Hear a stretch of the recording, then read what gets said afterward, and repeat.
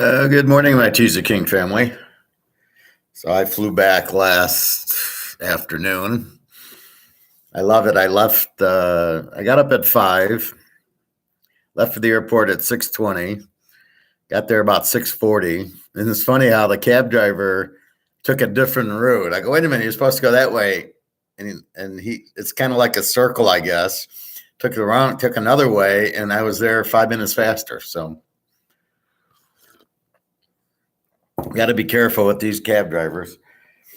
What else? So left at 9:30 out of Barcelona, got into Philadelphia at noon. Had to go through customs, passport control, get a sheet that says I didn't take anything and hand it to somebody else. Government efficiency at its finest. Go through security again. Why I didn't leave the airport. That one I don't understand. That's got to be a financial thing where they can charge on it. So if I go through the security at Barcelona, I'm on the plane. I get off the plane, but I don't leave the airport. I go through passport and the gates. What the fuck do you need to again do security on me for? Absolutely wasted time. My back's just killing me. My butt feels like it got shot. I mean, my back, it was starting to get better, but it just tightens up too much. And especially, I think I was saying, I was trying to go to this place that was close to the hotel, and you had to walk downhill, and it killed me. I think it's a neck issue, my spine, because if I move my neck in a certain way, it hurts. Or if I look. And so trying to walk, you got to put your neck in perpendicular to your feet. And then when you at the airport, you kept going through these walkways, right? And at first I was stepping right foot. It's my right ass that hurts. So I'm stepping right foot. And it really hurt. The nerve would just shoot. And then I realized that I kept my pressure on the right arm on the handrail, and I stepped with my left foot, and it didn't hurt. So the professor being the professor.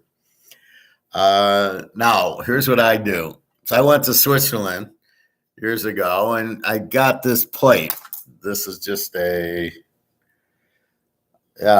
just a souvenir, but it looked pretty. So in Barcelona, I get a Barcelona plate. And, they're cheap, 10 euros, whatever. And then I got one from Las Vegas. This is my new collectible. It's not meant to be, I'm going to make money on it. It's just strictly meant to just bring back some of the vacation with you. And off you go. Then I went to, don't ever take the guided tours. So we went to some church because her friend wanted to go there and I didn't. I could care less. Took a guided tour, cost me €100, 50 for me, 50 for Jenna. It was fucking ridiculous. She's talking about this and that. Who cares? Yeah, there's stained windows. Yeah, at every church. Okay, fine, I get it. So I go to Picasso on my own. They went home. I go Picasso, 13 euros, no guide because I don't need one. And I take pictures of the whole fucking place. And then I got little souvenirs. I get a bookmark, which will go for football. And I got this, which is my brain thinking football. And then I got this one, just this way you're hanging on your wall and you got a Picasso and you're like a big shooter. Then I got this book just about Picasso, just because this is what Picasso looks like. And then I got this book. So basically the cool stuff, or at least what I think's cool. Okay, I got, some souvenirs. I'll put these on the wall. I got to go get some frames from Target. This goes with the football. So that was my time. A lot of taxis, a lot of motorcycles. I got some pictures. Let's get to them.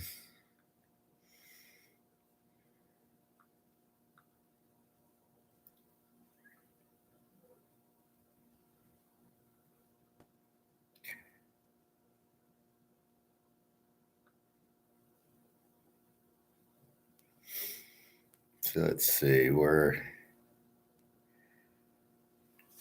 here's where I'm eating lunch Thursday. They have a lot of these cafes where you got, the tables outside and you sit down, you have whatever, chicken, a hamburger, pretty good food, not too expensive. I wanted to show you the motorcycles. I got a picture of that somewhere.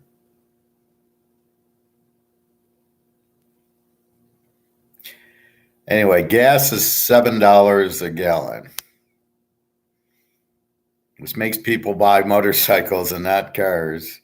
See how the economy works? They substituted cars for motorcycles because they couldn't afford. Now, the real funny part was the fountains were closed.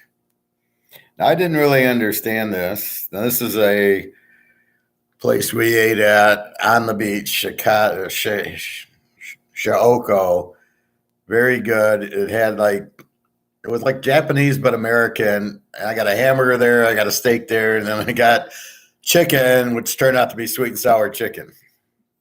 So I was homesick for my Chinese, which I'm going to get today. Somewhere in here, I got all the motorcycles.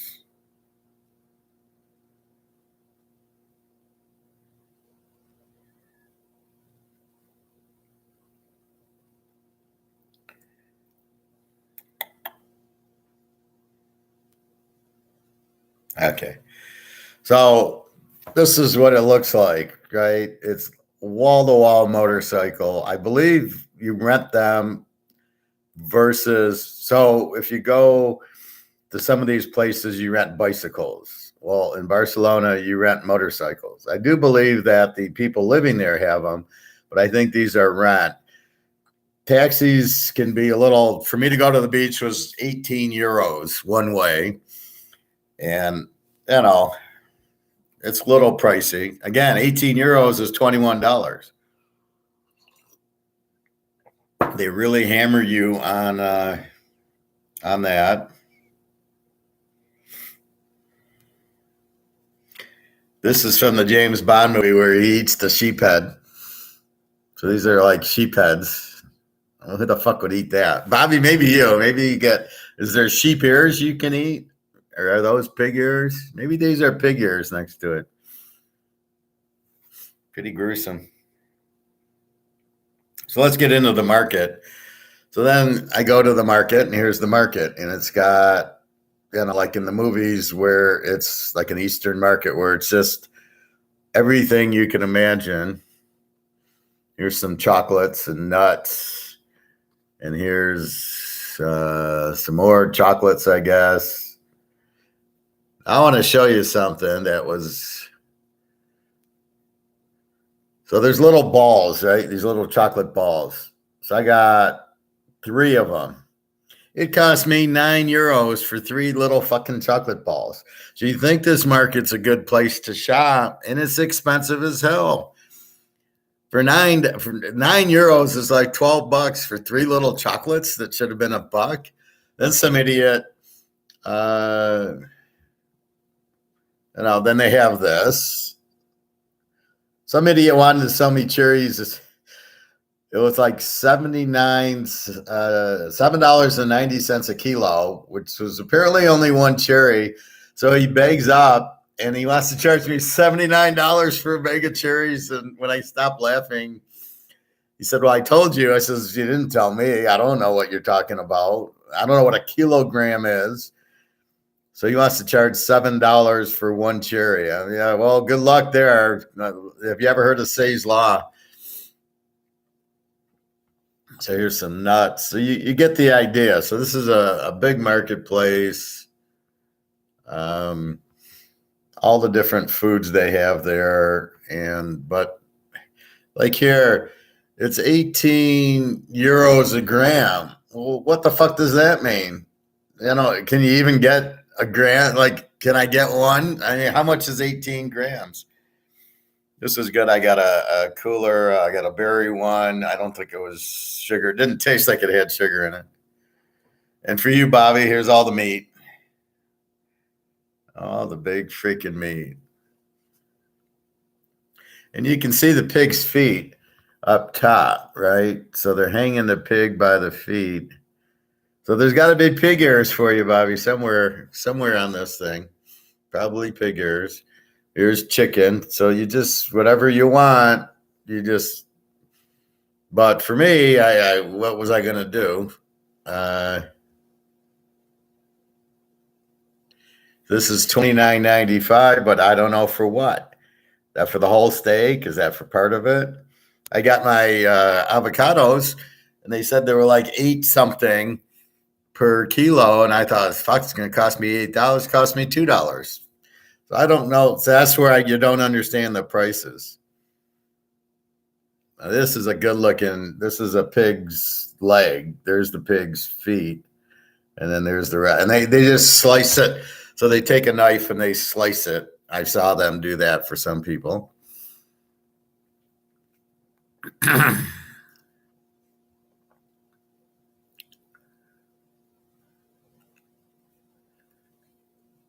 This is where I laid out. So I'm on the beach.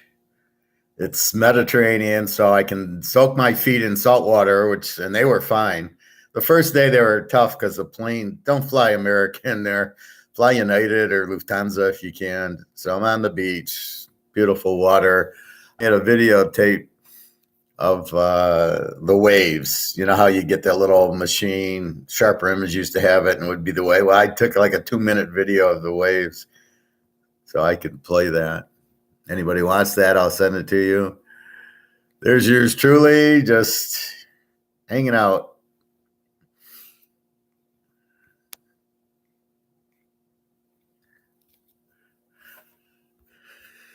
Now let's look at, so you hung out at the marketplace, was kind of cool. Then let's see, the motorcycles. Here's my video if anybody wants, I can send you of the waves.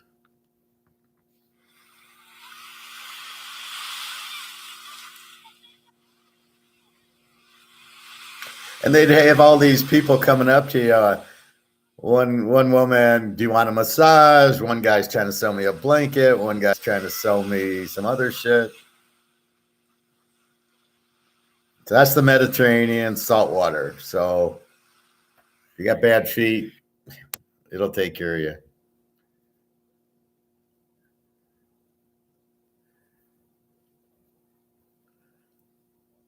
Now back to Picasso. So this is on the wall. I just took the picture. At the Van Gogh Museum in Amsterdam, they didn't let you take pictures. Here they did. So you go through the different rooms. He's taking these pictures. That looks like a Van Gogh almost, because he did a lot of that shit. And so you see all the Picassos. So now if I can make them real, I'm a rich man. And then, so he's got those, and then he's got the ones where I call he was on drugs, where those are pretty normal. And then he starts doing this shit with the strange faces. And you're like, well, I guess he was drunk here or high or whatever. I mean, because it doesn't look like anything. Like this one. What the fuck is he doing here? Anyway, so that's Picasso. That was really worth it to go to the museum. Here he's got plates. And my comment was, the Bellagio has a Picasso restaurant, because I got a picture of it on my other phone I got to get fixed, where we sat in the Picasso restaurant and it had Picasso plates. So I could just go, you could go to the Bellagio. You don't need to go to Spain for it. Here's some Bellagio plates. So he did a lot of different stuff. Here's again, he's on drugs or whatever. Like, what the fuck? Who thinks of this? And then who buys it? And it's worth millions of dollars. What the fuck? He's worth more than a mantle card. You got to be kidding me. So of course these are all like, I don't know what he's thinking about here. Oh my God. Look at this guy. And then like this, like, what the fuck? What is he doing?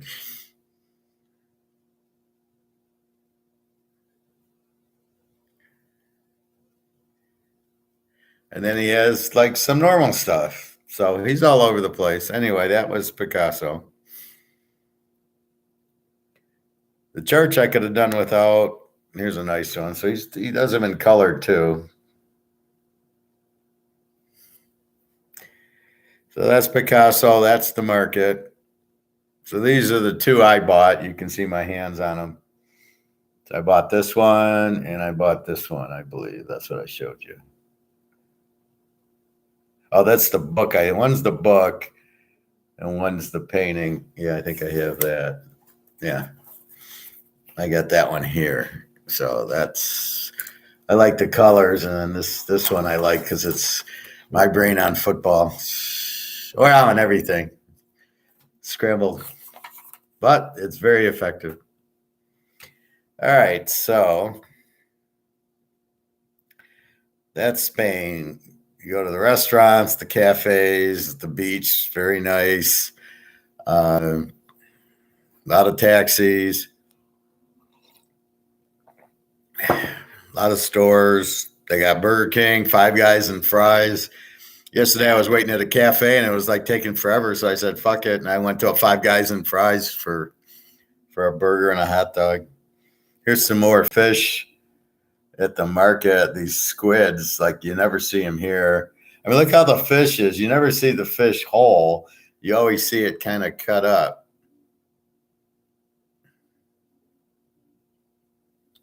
I showed this to the stewardess yesterday and she freaked out. What's that? This big fat brown thing. And then here's some more. So there's more of the marketplace.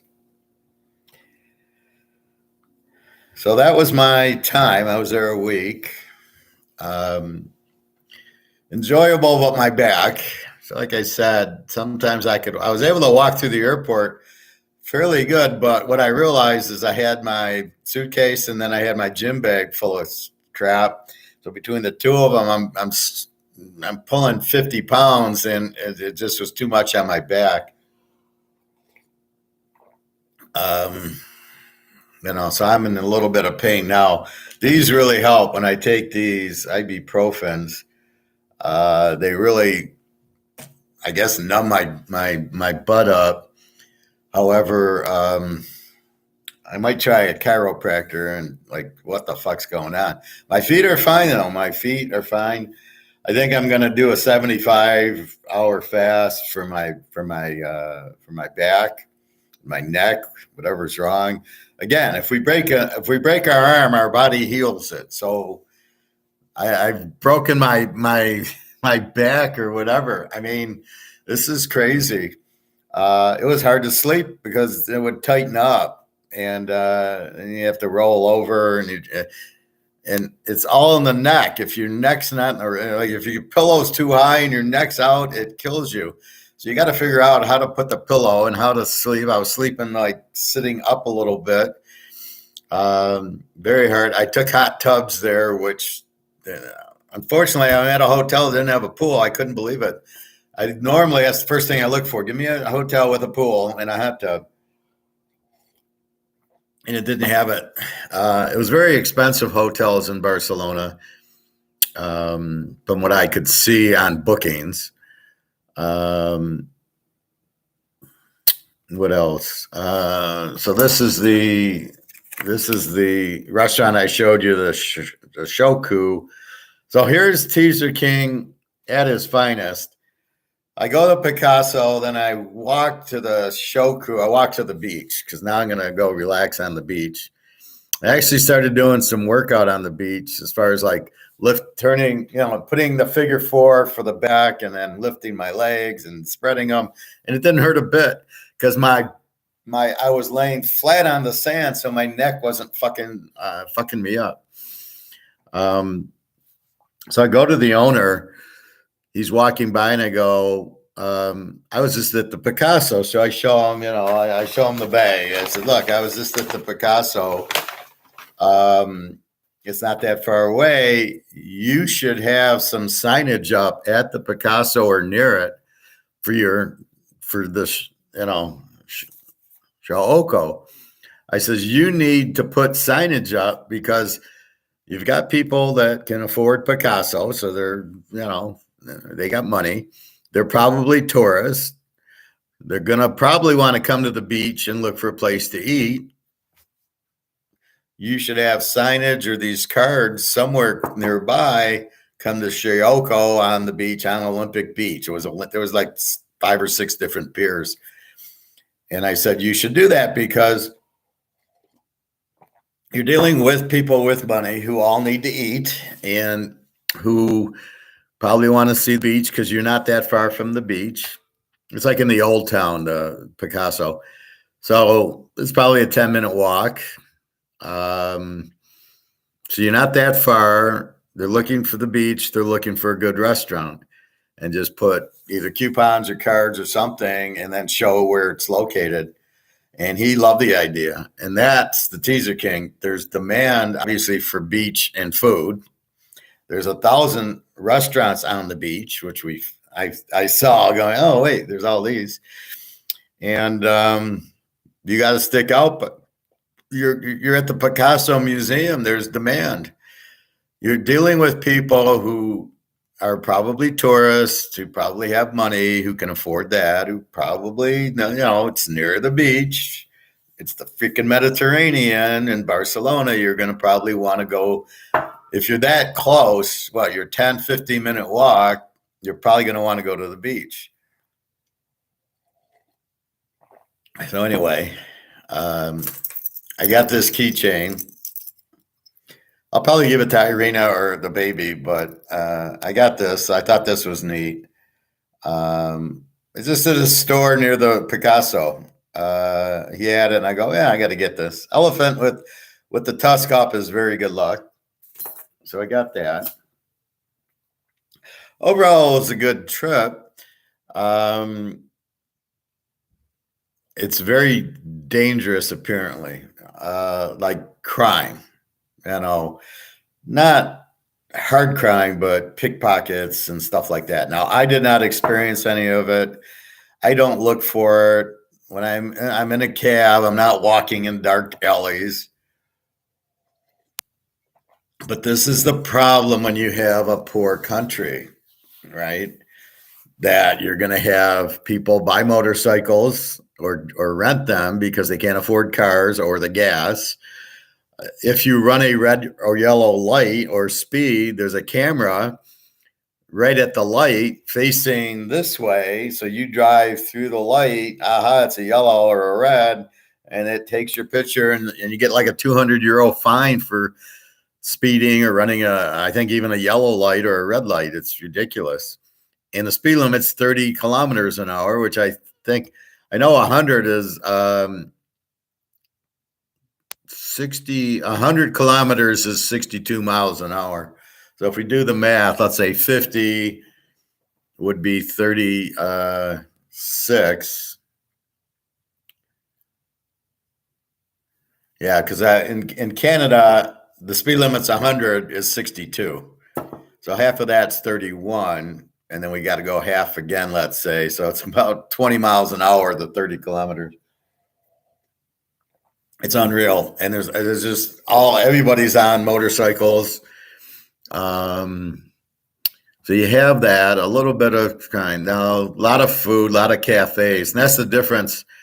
When Carmen came over from Romania, she wanted to eat at cafes, but that's the culture difference. Here, we don't have it. There's like 1 or 2 little places in Detroit that is like outdoor cafes like Europe. The rest is, you go into the restaurant. So I could see why Europeans come here are looking for cafes. It's very nice. It's relaxing and, peaceful. You're outside. So, yeah, it's a nice thing.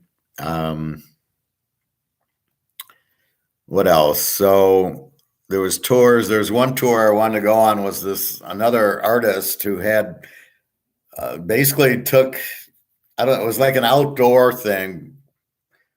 I don't know, like an outdoor park, but he painted a lot. And I tried to go to it and it was sold out. How do you sell out a park? I mean, it's like selling out Cedar Point. How does it sell? As many people want to come in, or Disney or Universal. Why would you limit it? So I didn't get to go, which it looked like a nice one where I wanted to take more pictures. Um, so the currency, back to economics, I got killed. I wanted to show you this. So this is at the airport. Now it's going to say withdrawal 300, and then it's going to say transaction amount 366. Look at that. So I got 300 euros at the airport. It cost me 366. $122 for 100, and the exchange rate was $1.08. So what should have cost me 324 plus maybe $5 transaction, 330 is costing 360. This is what they think of the US dollar. That's why they're doing it.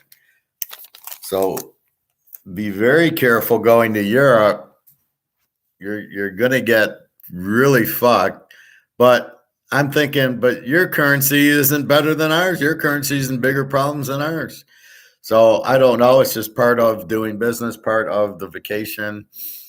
We'll see what happens, but just be careful going to Europe, Amsterdam, Spain, Portugal. Just be careful. Not everybody speaks English. Enough do. The debit and credit cards work fine. In a cab, every cab I went into, what I did was I would show them like this, right? So I would just go, this is where I want to go, and the guy could read it going, oh, okay, yeah, no problem. I know where it is. Or for the hotel, I don't think I have mine. It just, they gave you like a key, and the hotel was, gave the address, and people didn't know it by name, but when you showed them the address, they knew it. It was kind of in this side street. It's really weird.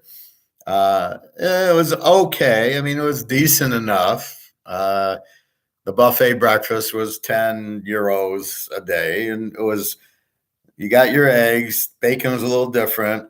Hot dogs for some reason. Then you had your cakes. I grabbed my olive oil, and they cut me lemons every day so I could make my olive oil lemon mix. Coffee, tea, orange juice, some fruit. Well, you're the first one in chat, baby. Boaz TV. Good morning. I'm talking about my trip to Spain, what's going on in Europe, and what they think of our U.S. dollar. But it can be any subject, economics, gold, silver, the banking, and everything else. Good morning. I hope you're well. It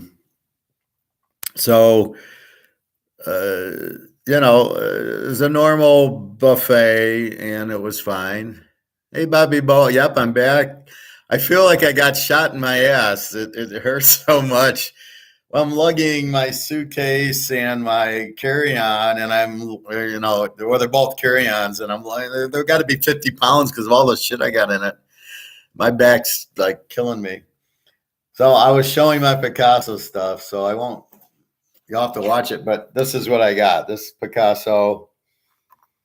It's just like a little poster, and then this Picasso, which is my brain on football and gold. This is my brain. It's a mess. So I'm going to frame these and then put them on the wall. And then I got like this book, which is just talking about Picasso and stuff like that. And then I got this for my Adam Smith books. So you like to bring some of that shit home. And then I'm saying don't use a guide. So without a guide, it only costs 13 euros, which is about $15 to go to the museum. And I took pictures. If you go back to the beginning, and I show you all these pictures I took, they're all on the wall. You just snap, snap, snap. I don't need to hear somebody telling me about Picasso. I have an idea he was a painter. I don't know why he painted so like this one is so weird, but that's what he did. I don't care. Um, Very cool stuff. Thank you, Bobby. Thank you, baby Boaz.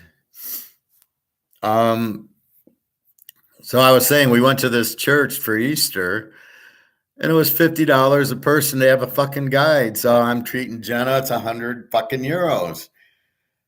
And I don't need the guide. I can barely walk. I go sit down. Yeah, stained glass windows, been there, done that. And then I go to Picasso without a guide, and it's 13 fucking dollars. Now, what would you rather do? Spend 13 at Picasso or 50 at some fucking church? I mean, so that's why I like to do things independent, right? So I would take Jenna, we would go. Now, here's one thing that I need help on. All right, Jenna goes to me, and she got there a day early. You still feel, my my feet are perfect. My back, I gotta go to a chiropractor or something. Well, yeah, I'm gonna do a 75-hour fast starting Monday. I gotta get my Chinese food today, and I'm not prepared. Too much orange juice and a little bit of rolls, and you're fucked on the plane if you're doing what we're doing. I mean, I got a little chicken thing. It's chicken or pasta. I got the chicken, and then you get a little salad, and then you get a piece of cake, a roll, and crackers, and you're freaking hungry. So what are you going to do? So you eat that. Now, it's not big portions, of course. They carb you to death, and then later on they come by with ice cream, and at the end, I don't know what they came on with, something. Now, one thing that was cool, I go to the lady at the gate, and I said, "Look, my sciatic's killing me. I don't want to. I can't sit. Can I sit alone?" And she said, "Oh yeah, it's half booked." So she put me in the emergency exit row, which was perfect. I had the whole row, and I had foot room to China, so that was very good. But so I was fine I'm fine sitting. It's when I had to walk through the airport, lugging my carry-on and my gym bag full of crap. That's what hurt. Yeah. Baby Boaz, you should also exercise. I'm in the pool every day when I'm at home. Unfortunately, this hotel didn't have a pool, but I walked my ass off. What hurt me the most with this sciatic was going downhill. So I'm going to this park to see this other artist who just painted the whole park. And I'm trying to walk. I can't walk 50 feet. I'm walking downhill. And like I said, I think my injury is my neck, because if I turn my neck the wrong way, my sciatic goes crazy. And I'm going downhill. I can't get perpendicular. So I want to walk downhill, but like this, and I'm walking kind of like this. And I had to keep sitting down and bending over and stretching my back. And then finally I hit a flat part, and I was able to walk fairly good, but it was just torture to walk. When I went on the beach, I laid flat on the sand, and I was able to do a lot of exercises. I was doing a figure four, Bobby. I had my right knee up, and and I didn't feel any pain. I was able to do that, get up, and I was like, yeah, this is cool. One thing on the beach is a lot of beach volleyball, where boys and girls are playing, sometimes on the same team or whatever. There's a lot of 3-on-3. They'd have 6 nets. So during dinner, you're watching the killer volleyball games. I'm here waiting for the ramen place to open over here. Don't open till 12. What is that, a restaurant, ramen, or is that a gold shop? Damn, it's some damn good soup, Professor. Oh, okay. I just subscribed to your channel. Thank you, baby boys. I think of me as a professor from Money Heist. I'm here to educate and teach. Feel free to ask questions. That's why I do it live. And basically, do I know you? Did I meet you and give you my channel? I gave that to a lot of people. I just go in and I go, you know, and I go, here I am. And then people start following me.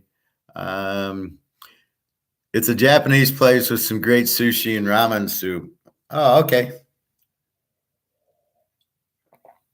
Well, they had the big, I showed the market. They had a lot of fish I was showing earlier.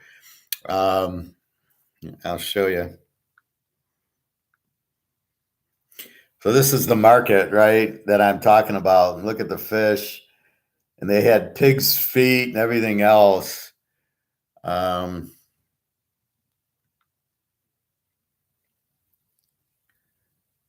so let's see.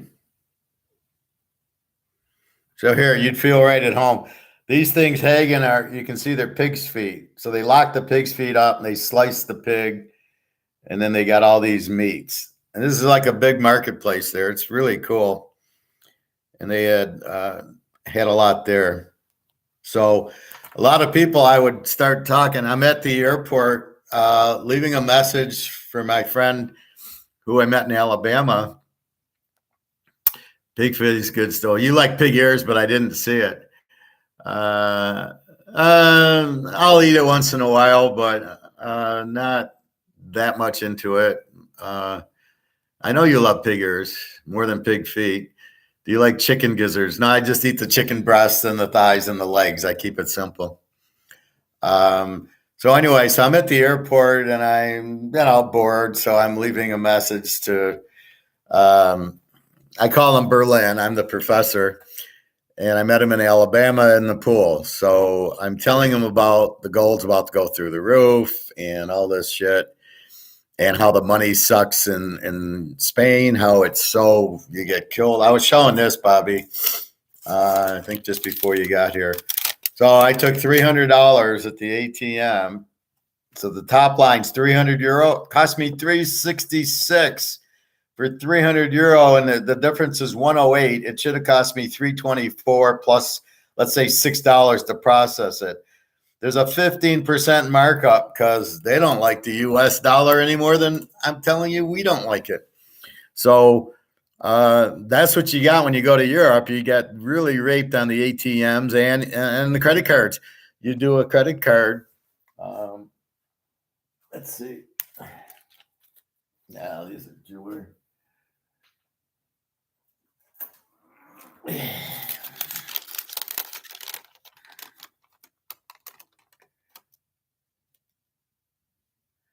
What's now? This is JC Penney. I don't know where that is, but anyway, you like a cab. It's $10, 10 euros, and it's $13. I mean, it's like $3 to do everything there. And all the cabbies took credit cards, but it was crazy. Where is Alabama? It's in the southern part of the U.S. next to Florida. Anyway, so I met the guy. So I'm talking gold, and some guy's listening to me.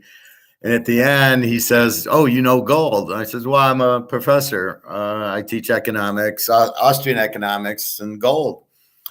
And he loved it. He came running over, and we had a little chat for a good half hour. Where are you, baby Boaz TV? What country are you in? So anyway, we start talking. And I bring up the Titanic, and I give him the channel, and I says, "Watch this video, Titanic versus gold." I said, "This explains everything, because all the paper stuff, all this crap is on the Titanic sinking, right? So if you got money in a stock, it's in this. If you got anything, it's in this. The bank's in this. I got 100 grand in the bank. Yeah, it's worthless."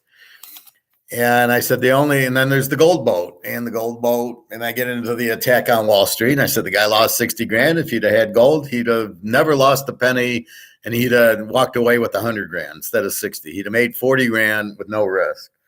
And people don't understand, you're in Ghana. Oh, okay. Well, nice. Welcome aboard. Bobby, we're getting all over. We're getting Ghana and Spain and airports. Please, do you eat African food?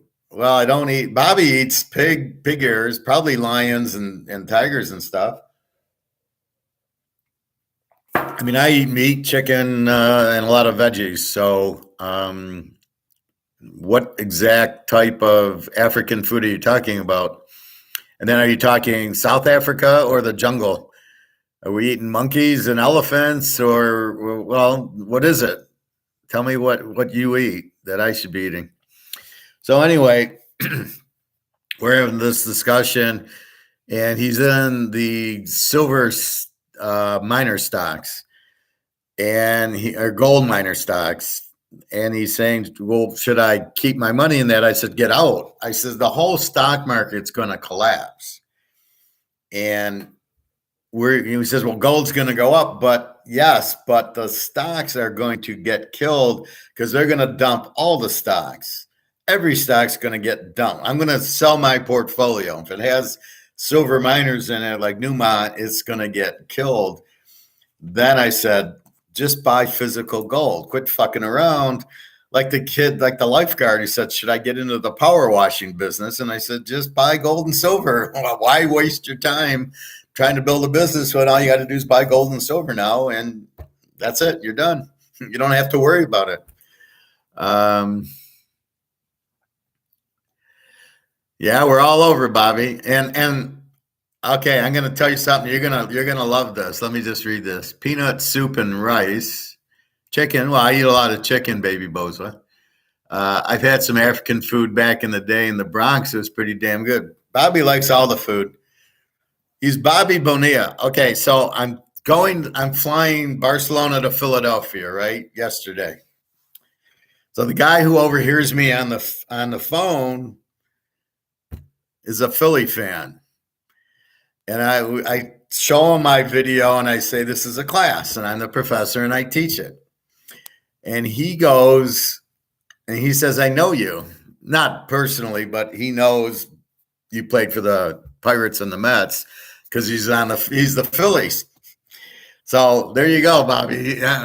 Only in the Barcelona airport am I going to run into a Philly fan who knows you. So I loved it.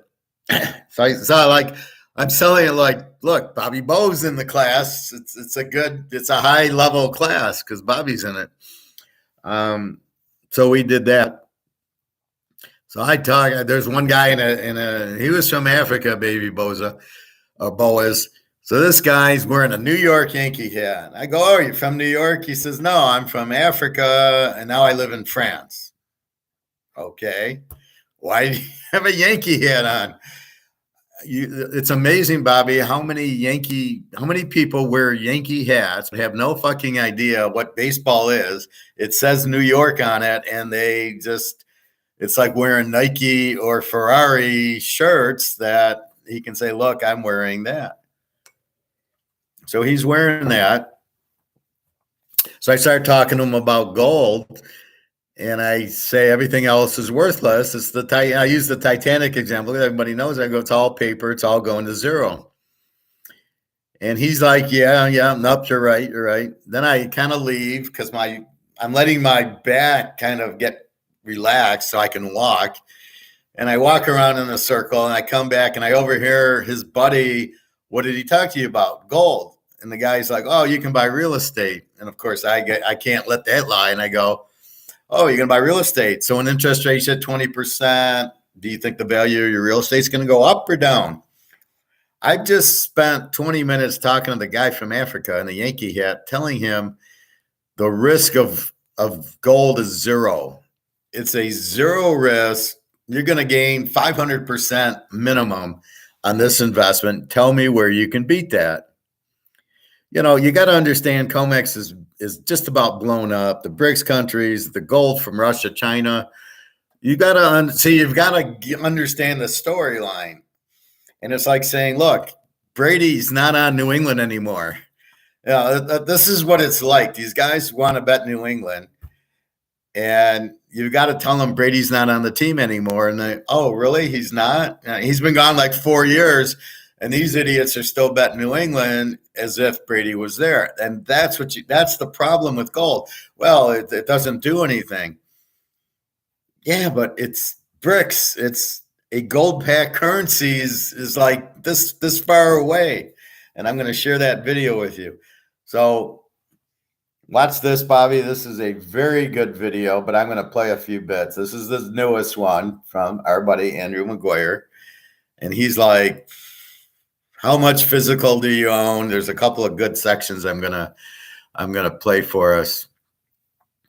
Although I'm a matter of I gotta say the New York Yankees hat is iconic. Well, it's amazing. My friend who just had the baby in Romania has a picture where she's got a Yankee hat on. It's a New York thing. It says New York on it, and they want to wear it to say New York. I got this from Jenna. So we can bear the Ukrainian flag. It's got a little thing on the bottom. So that was my birthday present from her. She wanted a ring for her birthday, and I said, "So what are you getting me?" She says, "What do you want?" I'm like, so clever. Like, well, something, anything. Just give me a wallet. I don't care. You're right. Off the Yankee hat is like a Nike or Jordan. It's a league of its own. Well, now what is that? What do I teach? What is that? It's a non-substitute good. Right? It's a gold standard, right? You can replace Oakland with Philadelphia, with the Tigers, with Kansas City Royals, with the White Sox, with the Twins, but you can't replace the Yankees. So when we talk substitutable goods in competition, there's no substitute for the Yankees hat, right? Reggie Jackson, Mantle and Garrett, DiMaggio, Ruth. There's no substitute for the Yankees. That's why their value's high. They're selling fucking hats to guys in France and Africa and Romania. And it's not like you see a Tiger hat or a Pirate hat or anything. I think I did see some Pirate people or Philly people. I don't know. But we were flying to Philly yesterday. So, of course, I'm going to see a few Philly people. But that's what you're trying to get to in business. So when we do the Bobby Bow Shoe Company, you've got to think of it as, how do I make it the New York Yankees? How do I make it where that's the only shoe they want, right? They want Bobby Bow, where's the shoe? That's what I want. I don't want Nike. I don't want Reebok. I want the Bobby Bow. I want the New York Yankees. I want the gold. That's what Porsche tries to do. That's what Mercedes tries to do. This is it. There's no substitute. There's no competition. You're going to buy mine. And what do I talk about in an economic standpoint? We're always looking for the substitute good to get out of the higher steak prices. We're going to buy, we'll buy chicken, or we'll buy a different cut of steak, or we'll buy pork. We'll buy something that's cheaper. That's Austrian economics, and that's how you handle higher prices. You substitute out of them. Unless you get to the Yankees or the Bobby Bow shoes or the Mercedes, you got to have that. You're not going to get away. I only want the Yankee. I don't want an Oakland A's hat. I want a Yankee hat. I agree, Professor. And baseball is not as popular as it once was, but yet that hat never gets old and is worn more than any other hat of any sport franchise. It's not even close. I 1,000% agree. And that's really my point, right? Why? Ruth, Gehrig, DiMaggio, Mantle. You should have been a Yankee, Bobby. You fucked it up. You could have been you could have wore number 3 or something. Number 8, number 7. Well, no, I have Mantle's number. We could have the number 3.5. You could have been half Ruth, half Gehrig. But that's really that's the whole point of it. That's where the value comes in. How many people are going to wear a Lions hat or Detroit Lion jersey or hat? And it's funny when I see people in Detroit wearing it, I laugh. At the club when I'm going swimming and some guy's got a Lion hat or a jersey, I go up to him, I go, did you lose a bet? Is that why you have to wear it? Because who in their fucking mind would wear that, would go pay money for it and wear it? You'll never catch me with a Lion hat or sweatshirt. Never. If you gave it to me as a present, I would throw it out. Laugh out loud. Yeah, they were too busy paying the other Puerto Rican sensation, Ruben Sierra. Yeah, he sucked. He was like a second baseman, third baseman. He had a good year or two, but yeah. But see, that's the problem with baseball now. You don't have a Mantle. You don't have a Mays. You don't have you, Bobby. You don't have Barry. You don't have the superstar that you want to watch. I don't. I don't even watch Mike Trout and half the other guys. I don't even know their names. They're all named Rodriguez or whatever. I don't know the guys from Puerto Rico and Costa Rica and South America, Latin America. I don't know these guys. Clemente, yes, that of course we knew him, but Mantle and Aaron and Mays. I mean, Koufax, Pete Rose. That's why no who cares about baseball. Who am I going to watch? I don't even know the guys. Football we do for the betting, and it's once a week, so we kind of get into it. But there's always the Mahomes, and now there's Burrow, and then Aaron Rodgers is still there. Apparently, he's going to the Jets, but it's not locked up yet.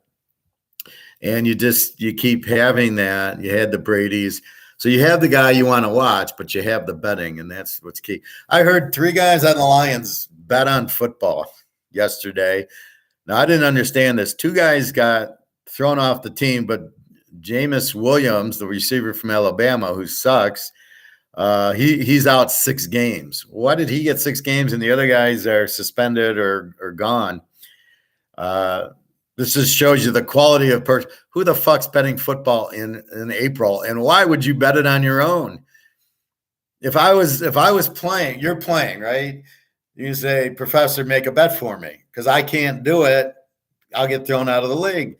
I'll say, what do you want? And I'll make the bet for you, right? Okay, we'll take the 49ers. We'll take KC to win the Super Bowl. It's these guys are the biggest fucking idiots I've ever seen in my life. If they're that stupid, what do you think they're going to do in playing football? Exactly, brother. He was a cool guy, but only had a brief stint as success in the league. 100% correct, Professor. Back in the day, baseball had more stars. Every team had a big name, to name a few. I remember before TV really got going. So, like, let's say 1970, 71, 72, and I'm watching the Oakland A's in the World Series. That was the only time, or the All-Star game. So you'd see the All-Star game.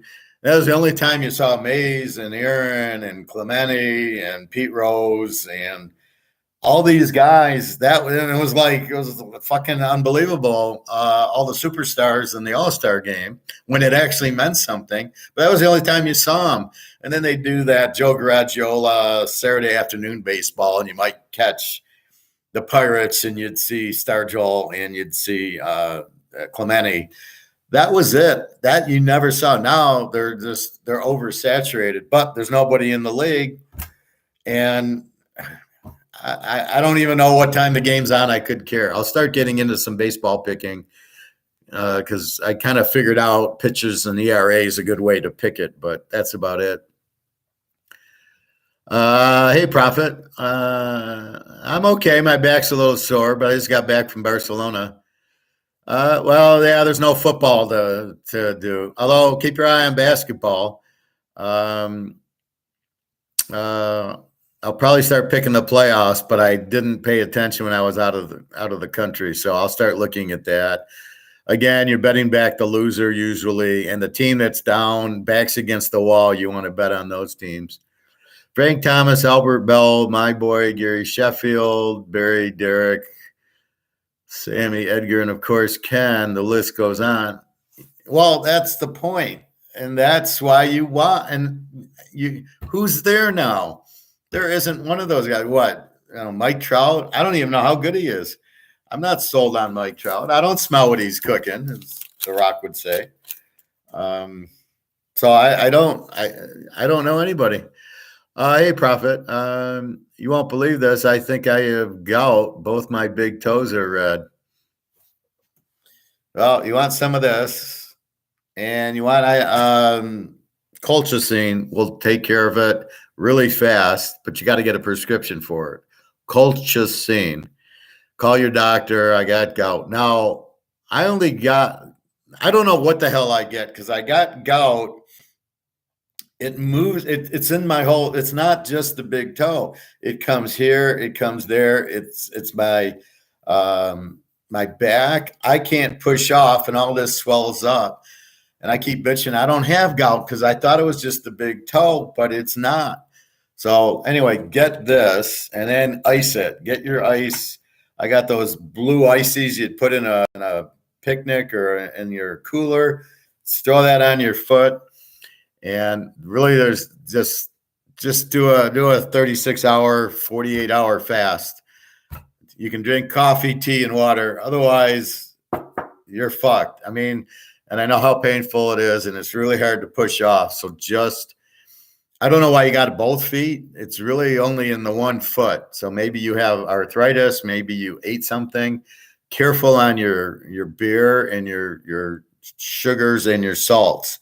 So basically, just do a 48-hour fast, and then your foot will feel fine, and you'll go, oh, okay.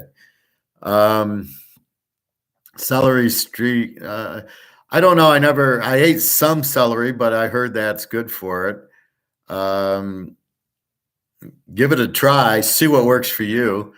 How long does the gout pain last? Well, you see, mine sometimes lasts 3 or 4 days. But if I get the colchicine and I take the ibuprofen, the colchicine kills it in like 2 days. Like you take a pill and then, it's like the floodgates open up. What it is there's sharp stuff in your foot. That's the pain.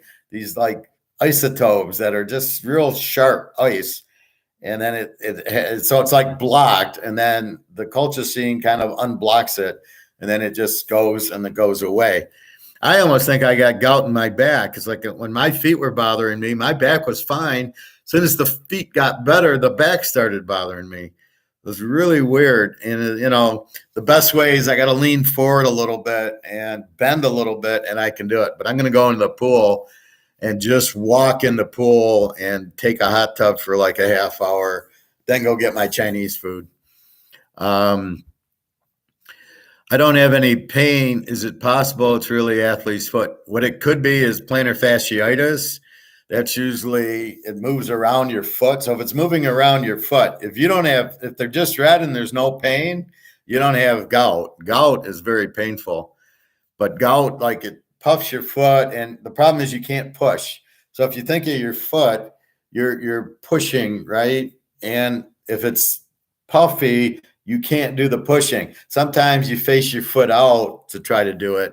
But if you don't have pain, you don't have gout. You got to just watch what you're eating. And as we get older, apparently, don't have chips or don't have Diet Coke, which will do it because it's all salt, and be careful of that. My toes are just red. There is no swelling or pain. I can walk and run fine. It was just playing tennis. Well, then it's not gout. Gout, believe me, you have a hard time walking. Well, you got gout now, Bobby? Prophet, let me tell you this. I don't know what you look like, but if you're overweight, you could be getting a little diabetes action. Check your blood pressure, and you might do a little fasting to cure yourself. So we get diabetes. We don't know we get it, but if you are bloated in your stomach, you have insulin resistance diabetes. If you're thin, then you don't. So that's really the key, because the insulin isn't going. So I don't know, but your toes are red, but they don't hurt.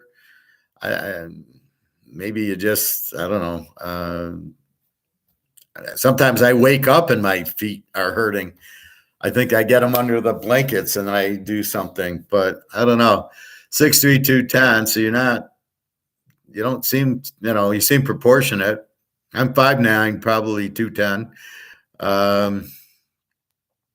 Bobby, I just read that ramen is made with MSG, so I might have to get something else to eat. Yeah, that's going to keep you hungry. That's the problem with it. Go to my Chinese guy. They were out for 2 weeks for spring break. And real quickly, Prophet, I mean, Do you get red toes a lot, or is it just something that you just all of a sudden noticed? Could have been something you ate. Just be careful. Just try to stay away from too many carbs and sugars. Not all the time, but do a week with no carbs or sugars. Can they deliver that good, healthy General Chow to Tampa? When I was in Alabama, I was like, man, you should have a restaurant here because you wouldn't have any competition. You could charge whatever you want. This is the problem with somebody who doesn't know economics. She should be raising her prices. I told you the General Chow went from 11 to 13. I'd pay 20 for it, right? She's in 13.99. The market's here and she's here, where the ribs are up here. The market for ribs are here. And this guy, I told him don't sell it for 45. She's 13 on her General Chow, which no MSG, no fat, and she walks it, should be 20. And she's at 13. So that's why she's packed. She's always got people on a carry out. You can go at 3 o'clock today and there'll be 10 people waiting on carry outs. It's never not busy. 4 o'clock Saturday, 4 o'clock on a Tuesday, there's people there. Everybody loves it, and it's a good price. So I'll see if I can ship it to you, Bobby. I'll see what I can do. Profit. Maybe I should try Tenact and just notice this in the last week or so. You think you got athlete's foot? Make sure you wear socks. I got a big problem with my feet because I wasn't wearing socks. I'd go to the pool where I was living in an apartment, and I would just put on my shoes, and then I ended up getting infected toes from not wearing the socks. So just keep that in mind. But see how long it comes, see when it leaves, and then you adjust it with your eating. Just be careful. No bagels and bread and all the carbs. That's what'll kill you. So try to avoid that and the sugars. If you want, have the dark chocolate and honey. Have some avocados. Bobby, they don't make it healthy here. That was the problem in Alabama. It was all deep fried fucking Chinese food. It's like, what are you guys never heard of like fried shit? It's bad for you. How about sesame seed chicken? Was that fried? How do they make it? See, the key is, do they make it with MSG and is it fried? If it's not fried, it's good. You want it walked. So but most of these are just frozen and they fry them up. And that's the problem. Athlete's foot from the shower, maybe. Are you showering at the tennis court or at home? Maybe don't shower. Or I leave my sandals on. So when I get out of the pool and I shower, I leave my sandals on. So I'm not taking them off to do that. But I mean, it could be a lot. Keep your eyes open for how long does it stay red? You don't have any pain. It ain't gout. If it's gout, you know it. It'd be very painful. You haven't ate yet, Professor. You back in Tuesday, 18-hour window? Yeah, I'm back. Well, I got Taco Bell last night, which I haven't had in 5 years because my back was so sore, and it was 4:30, and I had gotten up 5 a.m. Spain time, which is 6 hours behind. So I had gotten up at 11 o'clock Detroit time Thursday night, got on the plane Friday, and got back to Detroit at 4 o'clock. So I had gone 11 to 4. I was not in the mood to go to my store and get the rotisserie chicken or anything, or even get salad. I was way too tired and my back was killing me. So I just got those chicken, not the chips, but the white rolled up soft enchilada, whatever they call it. I don't even know. I hate going to Mexican. I don't know what they call their shit. And that's what I had for dinner about 4:30. So now I just had coffee, but I got to get my Chinese food tonight, but I'm not going to eat till 24. It's so hard to vacation and eat because you're just, I was having little chocolates. I was having little, it's like you can't, what are you going to eat? I mean, you're not, I did get avocado. We found a market near the hotel. So I'd get avocados and I had my olive oil and lemon I would have for breakfast, and I got tea. I didn't have one Coke. I was very proud of myself. And so that's where I'm at, basically. With my back, I'm doing a 75-hour fast. I think I'll start it on Monday. Let's see what else. My diet hasn't really changed very much in the past couple of weeks, both. I don't remember the both question, but yeah, be careful. Just watch out for the carbs. The sugar is what kills us, right? That gives us cancer. That gives us heart problems and strokes. So try to avoid that as best you can. Maybe on Sunday you have a bagel or something, but otherwise, just it's a lot of veggies. It's eggs. So I was watching my guy, and he goes, I ate bacon, eggs, and butter for 30 days, and everything he did went down. So first I ate junk food for 10 days, and his weight went up, his blood pressure, blood sugar. I'm talking about our doctor.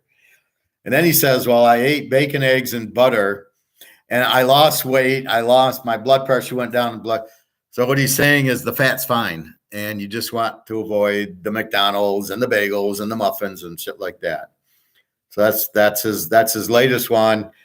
So if you want to get healthy, you can eat all the eggs, butter, and bacon you want. You want to eat the meat and the eggs. So have omelets for lunch and then steaks for dinner and some salad, and you're fine. And you won't be hungry because you're not eating the MSG shit. All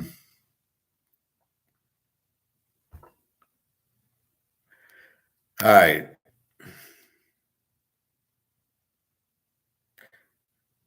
So we're going to get to our buddy Andrew McGuire. Just a second. It's time to give one's head a shake. The Fed fumbles 50-year grip on gold live from the vault. I highly recommend this one. It's just him, no stupid guest. He gets right to the point about gold, which I'll get into after we're done with this stuff. Oh shit, I had Taco Bell last night too. Well, that's okay. Just be careful.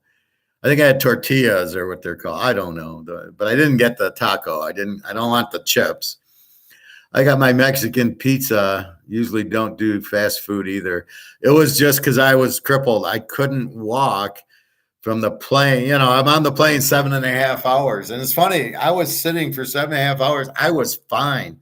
I had no pain, but I had taken 2 of these at 5:30 in the morning. And then I took 3 at the airport at 9 o'clock just before actually on the plane. So I took 5 of these yesterday. And at 5:30 in the morning, I woke up, my back was and I took 2 of those and my back's fine. But I don't want to take too many of these. I try not to take them unless I'm really in pain, but we'll see what happens. There's a place around here called China Walk. Does that mean it's healthy? Well, I don't know. Ask them. Ask them if they walk their food or if it's fried. It's probably deep fried. That's the way they did it.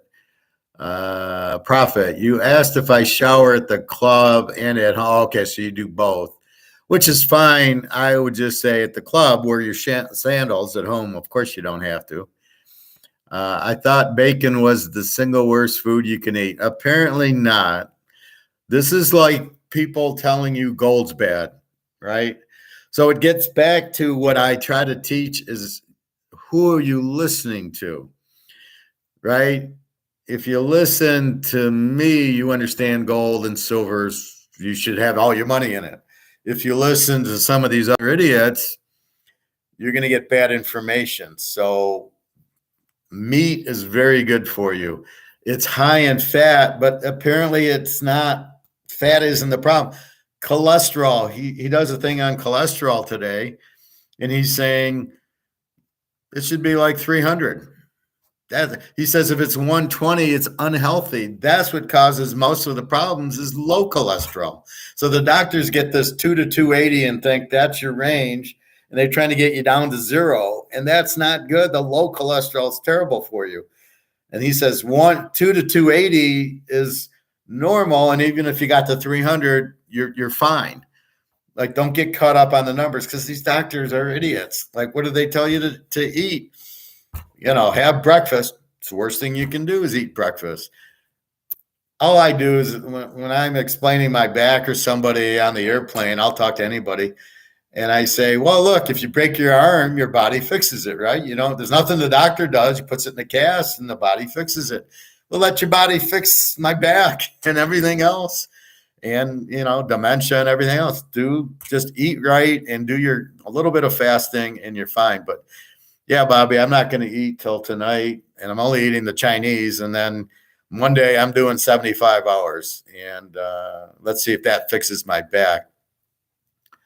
What does wok mean? It's the way you cook it, not in a frying pan. It's a wok pan. And as long as they use olive oil and they heat the oil and you just dump the chicken in and it woks. I don't know. As long as you use a frying pan and use olive oil, I think you're doing the same thing. But it's just the way. It's not fried. You don't want fried food. It's terrible for you. And if you do have fried chicken, you pull the skin off and you eat the meat. You don't want to eat the breading. That's terrible for you, the fried. What are your thoughts on breakfast, Professor? Because I might start skipping it. You shouldn't be eating it.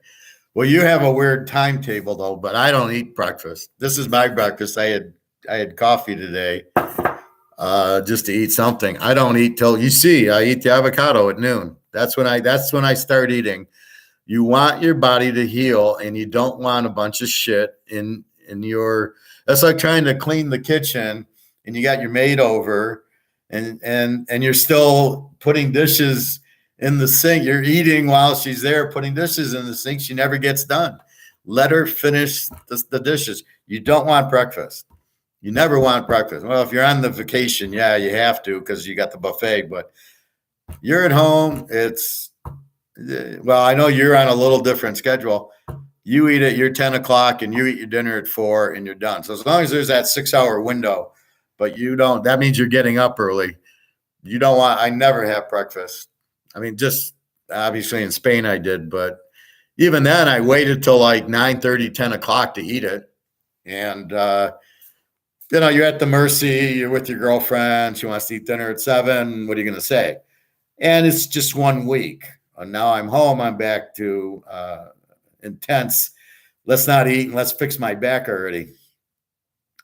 So no, I never eat. But I don't know what you call 10 o'clock, Bobby. If 10 o'clock is your first meal and 4 o'clock's your last, you want a 6-hour window. So you can have your 6-hour window whenever you want it. You can eat at 6 in the morning and noon, and then you're done.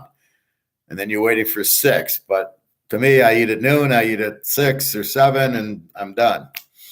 And during that time, I have my broccoli or cauliflower or have a salad. But usually I make a big 3-egg omelet every day, most days. And I'm fine till dinner, and then I have a big salad and a steak or chicken, and that's it. And nothing really. If I do get fried chicken from the grocery store, I pull the skin off because you don't want that. So no breakfast, and you don't miss it as long as you're not eating chips and Oreos and shit like that. You're not as hungry because you don't have that shit in your system which says eat, eat, eat. That's why you can't eat. You got to eat the whole bag of Fritos because it's what's in there that makes you keep eating it and eating it and eating it. If you don't even eat that shit, you don't have it in your system. If you get hungry, you have a glass of water with a lemon or 2 glasses or have a coffee or tea, and then you'll find, like, I'm not hungry right now, right? How can that be? I've been eating, in Spain. I had this just before the show at 9 o'clock, 9:30. I'm not hungry right now. I could easily just, I might have another one of these, but I could easily just get Chinese about 3:34 and then off I go. Prophet, are sesame seed bagels considered unhealthy? Yes, they are. Bagels are carbs. Carbs are bread and bagels and cookies and Rice Krispies and cornflakes. Get rid of all that shit. That's all very unhealthy for you. It's all sugar. You don't want any of that. All I would say, then don't try to get, well, I'll have wheat bread. No bread, no bagels, no muffins, nothing. Now, on a Sunday morning, if you're 6 days a week, you're healthy and you go out with the family on Sunday morning, and you have a buffet and they have bagels or muffins, yeah, you can have one, but then you go back to that. But one is okay. One piece of cake for your birthday or Christmas or the Super Bowl, and you just get a piece of pumpkin pie. That's okay, as long as the rest of the time you're being careful. I mean, you can have a little sugar, but that's it. You don't want a lot. The only thing I've added to my diet recently is bagels. Ooh, be careful. That could be doing your toes. And again, it depends when. Are you eating one a week? Are you eating every morning for breakfast? So a lot is how much do you eat? And if you just have on a Sunday morning and maybe every other Sunday morning, you're okay. But if you're eating it every day, you're killing yourself. You're putting so much sugar into your system that you're making yourself diabetic. So be careful. Every more I profit, no. Just coffee and tea, and you don't even want breakfast. But if you're having breakfast, you can't have yogurt. I would say have an avocado. If you really need breakfast, eat an avocado. You can have dark chocolate. I got 90. I saw 90 there. I had 90 dark chocolate in Barcelona, but have the avocado and the dark chocolate. It's the healthiest thing you can have. Have your coffee and tea, put a little drop of cinnamon and honey in it, and you won't need, but you don't want bagels every day or muffins or cornflakes. Get away from all the carbs. That's what kills you, but you don't understand and realize it because it's a bagel I'm eating. Oh, it's not.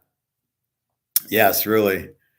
I'm thinking about ordering an omelet. Well, just cook the omelet. But you can't cook a 3-egg omelet with onions, broccoli, and yellow and red peppers. Come on, Bobby. You're a big leaguer. You can make that kind of stuff. More fruit and veggies. Not that much fruit. More veggies and meat. It's go have a big fucking steak, Prophet. Go have chicken that you barbecue yourself or get a barbecue chicken. Be careful at barbecue places because it's pretty sweet, the sauce they put on it. So you really want to go to the grocery store, go get big fucking roast or steaks and chicken, and I put olive oil and the Ken's French dressing does not have high fructose corn syrup. And that's what I make it. And you can eat 2 steaks for dinner if you want. That's not the problem. The problem is the carbs. Be careful on the fruit. You don't really want watermelon and pineapple. If you do eat fruit, you want berries, maybe a honeydew or a cantaloupe, a little bit at a time. And then, a lot of veggies. But get the Ken's dressing. Let me show you. Hey, I can walk pretty good.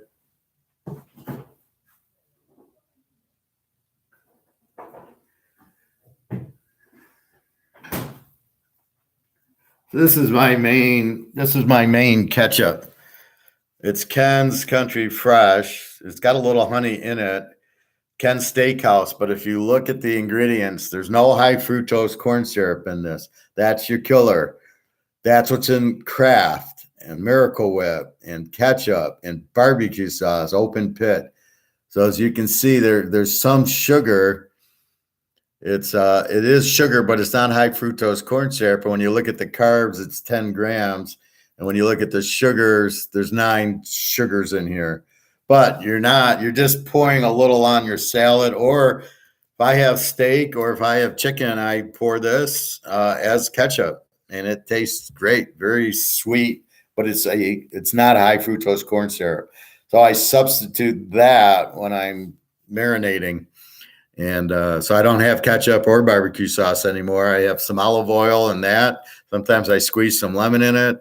You can put cinnamon on it, and a lot of basil's very sweet, which you wouldn't know. And then it's just garlic, salt, and pepper, and off I go. You think that's good? I haven't ate yet today. Bobby, go have an avocado and then go make a 3-egg omelet with veggies or meat. Put turkey and chicken in it if you want. Put a hamburger in it. I do that. I love that. A hamburger with your omelet. But what you do with the omelet, if you're making it at home, is you mix in all the veggies and let them cook. And then you stir up the eggs and pour it over the top. It's a Gordon Ramsay thing. It tastes so fucking good. You bake it for the last couple of minutes, and then you just pop the omelet on, and then you're eating a whole fucking meal. You're eating the eggs, you're eating the veggies, and you're eating the hamburger or the chicken. It's a very good, and you're not hungry an hour later. You're not hungry the whole day. I usually buy protein powder to replace meat to avoid the fat and cholesterol. You don't want to avoid the fat and cholesterol. You want to eat the fat and cholesterol. That's the healthy part, but you don't. Again, it's the guy telling you don't buy gold, buy stocks, or go buy real estate or Bitcoin. That's the problem. What you think is the right thing isn't the right thing. You're supposed to have the fat. That's what this guy did. He's saying, I ate the eggs and the bacon's got a lot of fat in it, and he lost weight, and his cholesterol went down, his blood pressure went down, and he's much healthier eating eggs, bacon, and butter for a month to get over the crap he ate, McDonald's and muffins and everything for 10 days. It made him sick. Then all he eats is eggs and bacon and butter, and all of a sudden he's healthy. It's not the fat. The fat isn't. Now watch the guy if you want, and you'll get an idea. And he teaches it very well, like I do, where he gets to the details and explains it as if we're all 10 years old, which is how you really need to explain things so people get them. You don't want to, there's no point in teaching if nobody understands what the fuck I'm saying. But if you get what I'm saying, then it's a very good lesson. And I'm only telling you what's good for you to help you. So forget the protein part, forget the breakfast bars. Don't eat that. Don't eat the energy drinks. They're all bad for you. Fast food. You don't know what you're eating. Go to the grocery store, and they're still $5 a pound. So you can get 3 pounds of burger for $15 and make 9 burgers, which is $1.50 a burger. What are they going to charge you at Wendy's or McDonald's? It ain't $1.50. And who knows what you're eating. And you got to be careful of the bun. Buns are carbs, bunch of sugar. You don't want to eat that. You want to eat the burger, put it on a salad, or just eat it and have a salad with it. Stay away from the fast food. It's crap. It not only is it expensive, but you don't know what you're eating. What are they filling the hamburgers at Wendy's with? Or, well, Burger King's out of business. Oh, I saw Burger King in Spain. I saw Burger King and Five Guys with fries. So I had Five Guys and fries, but I mean, they had Burger King there, which I was shocked, and McDonald's. So you're walking down the street, and I'm like, I ain't eating McDonald's or Burger King or any of that crap. But you don't want fast food.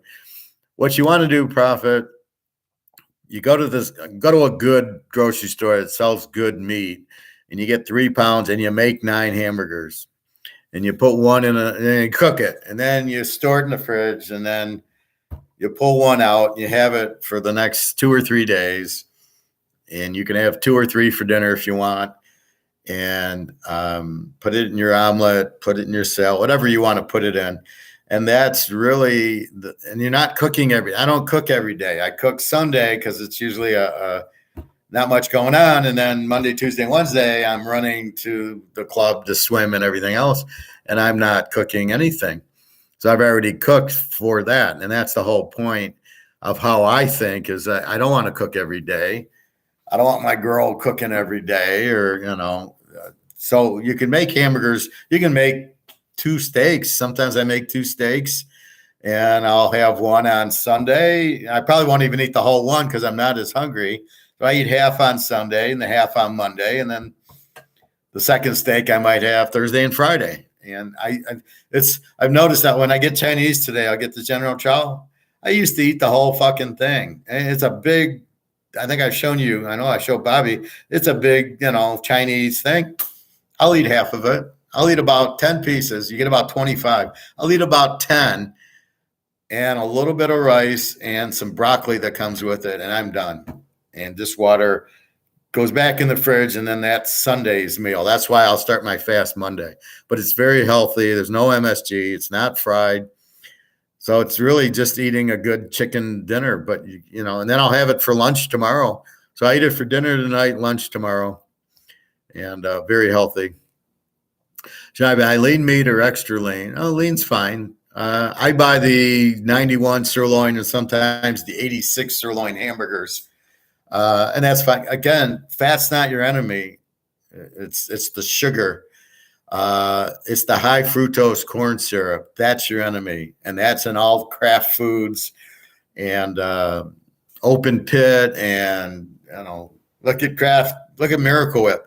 Read the ingredients. And this sugar is going to say, it's not going to say sugar. It's going to say high fructose corn syrup. That's what's killing everybody. That's why there's such a high amount of diabetes and strokes and heart attacks. That is the number one killer and the number one thing for diabetes. And if you notice, diabetes went from very little to now millions of people have it. And it's big money, but it's all bullshit. If you stay away from high fructose corn syrup and you stay away from carbs, you're not getting diabetes. I know I lost 60, 70 pounds. I don't even know how much I lost because I don't get on the scale. I just all of a sudden I can fit into 36 pants. I was in 40s, 42s. Now I can fit in 36s. My belly's pretty much gone, but on the vacation. So I got to really power it this week, and that's it. So that's what you look for. You've got to understand you need to fast because your body will heal. Like if you break your arm or leg, your body heals it. That's what you're trying to do here. You're trying to let your body heal yourself. So by getting out of its way and not eating all this garbage, all the sugar, the diabetes is because your insulin resistance is about your cells get full of sugar and there's nothing that can go in it, nothing healthy. And what us doing by not having the sugar, the carbs, and we fast, your body cleans your cells out. So your body's taking the sugar out of the cell, and then good protein can go into the cell, and you can have healthy cells. That's what you're trying to do is get the sugar out of your cells. But when you have bagels, muffins, ice cream, and chocolate that's not 80%, and Coca-Cola and all that crap, or beer and the alcohol, you're putting sugar into your cells. That's what the diabetes is. That's why you're fucked. That's why your feet hurt. You don't have that. You have something else. But that's the problem. And that's what you're really see. So if you understand the problem, you can solve it. The problem is most people don't understand the problem. They can't solve it. Oh, I got cancer. I got to get chemo. Well, if you wouldn't eat sugar, did you know that cancer cannot survive without sugar? So if you don't put sugar in your fucking body and you don't have bagels and carbs and you don't have high fructose corn syrup, guess what? You can't get cancer because the cancer cells are bad cells, but if there's no sugar, they die. But do you know that? No. And that's the key.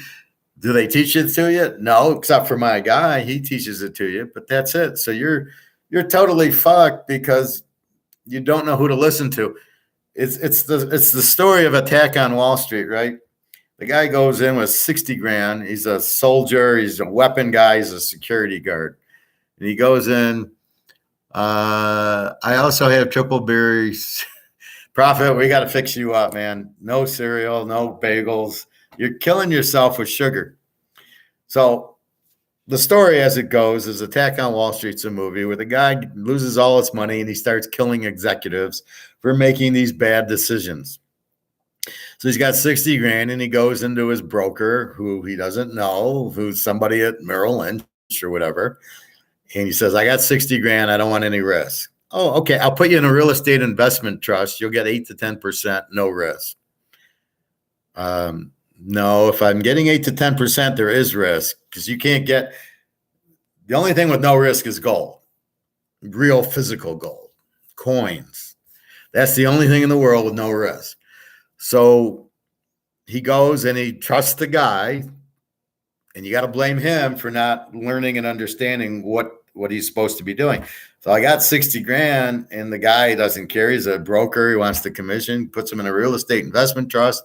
This is 2008. They're loaning money to people that have no business buying a house. Their credit's bad. They don't make enough money. All of a sudden, the fund goes to zero. Lawsuits happening. You got zero in your account. Why does he listen to this broker? Well, he's a broker. He's a fucking salesman. He doesn't know what he's doing. I'll challenge those guys all day and eat them for lunch. They don't understand. So therefore, you've got to understand who you're trusting, right? And you can only trust me if you think I make sense and you can see the results. Well, in football, yeah, I know you can trust me there, and you see the results, and yeah, this guy can pick winners. Now, I can't go 100%. I'm not Bernie Madoff, but my actions speak louder than my words. When we pick Kansas City to win the Super Bowl and they win, you go, okay, he knows what he's doing. That's where you get the trust from.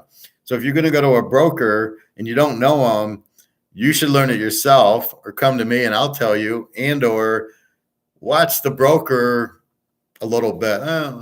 Tell me who I should do. And then what you always want to do is ask the broker about gold. And if he doesn't tell you to go into gold, you get up and say, you don't know what you're talking about, and leave. So he takes his 60 grand and he loses everything. His wife has cancer. She dies because he can't pay the medical bills. He loses his house. So basically it's the old, the girlfriend died, the wife dies, you lose your house, you lose your job. And so you start killing everybody. It's the typical Hollywood movie. So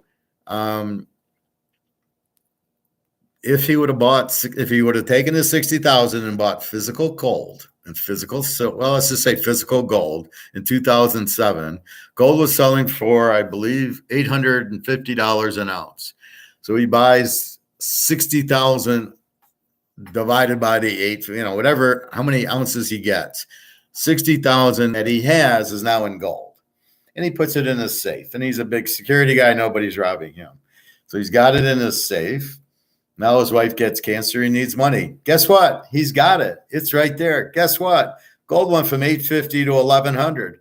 His 60 grand turns into 110,000. Nobody can take it from him. Nobody can say gold's worthless because you got the physical gold. Therefore, if he would have just bought gold with zero risk, and he's making 40,000 on his investment because the price of gold goes up, especially when there's the crisis of the housing crisis that we had, he makes 40 grand with no risk. But instead, what does he do? He listens to the guy, puts 60 grand in a real estate investment trust called a REIT. People default on their mortgages because when the interest rates go up, they can't afford it because they were in variable loans instead of fixed loans. And there he goes, and he kills everybody. And so the moral of the story is, if he would have bought 60,000 in gold, he could never lose it, right? You're never going to lose with gold, and it's going to go up. But nobody tells you this. Why? Because there's no commission in it. And JP Morgan doesn't want you in gold. He wants you in the stock market. He wants all the commissions. He wants to print money because he's JP fucking Morgan, has the monopoly on printing money. He owns the Fed. He wants to print. So therefore, he doesn't want competition. He wants the New York Yankees. Getting back to Bobby, this is what he had. This is what he wants. He wants this to be the New York Yankees, where there is no competition for it. But we all know it got hit by the iceberg and is drowned. Now back to the guy. So if you would just take your 60 grand and buy gold, nobody would have died, and the guy would have been filthy rich.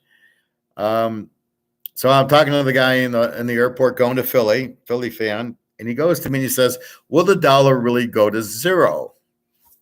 Like, for some reason, he understands it's losing value, but he doesn't understand it's going to zero.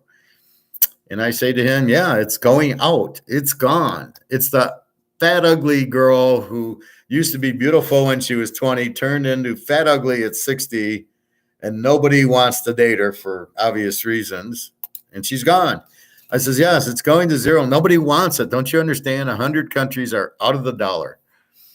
I'm showing you how hard it is in Europe. They're killing me for what should be 108. So 300 should cost me 324. Cost me 366. You got to be fucking kidding me. That's what they think of the dollar. So the dollar is collapsed. Basically, it's gone. It's done. Basically, so is COMEX. It's basically done. The Russians and Chinese and this the BIS, the central bank, all want gold to go up. Well, it's going to go up. They can't hold it anymore, but everybody wants the physical. They need the physical gold to go up and get out of debt.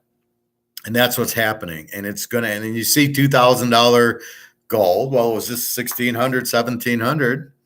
Now it's 2,000. And it's still derivative gold. It's not physical. It's been suppressed for 50 years. So can you understand? That'd be like not eating for 50 years and I'm going to let you eat. Are you kidding me? You're going to eat the house down and the whole neighborhood. Gold's going to go through the fucking roof because it's been suppressed. So the price of $2,000 is not real.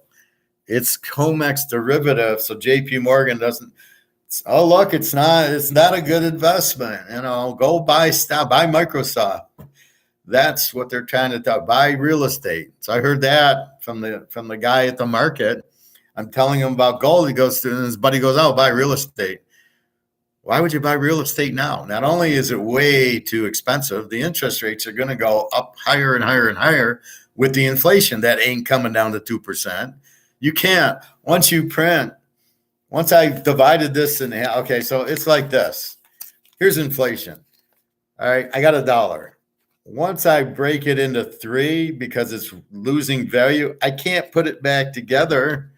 It's ripped. I can't.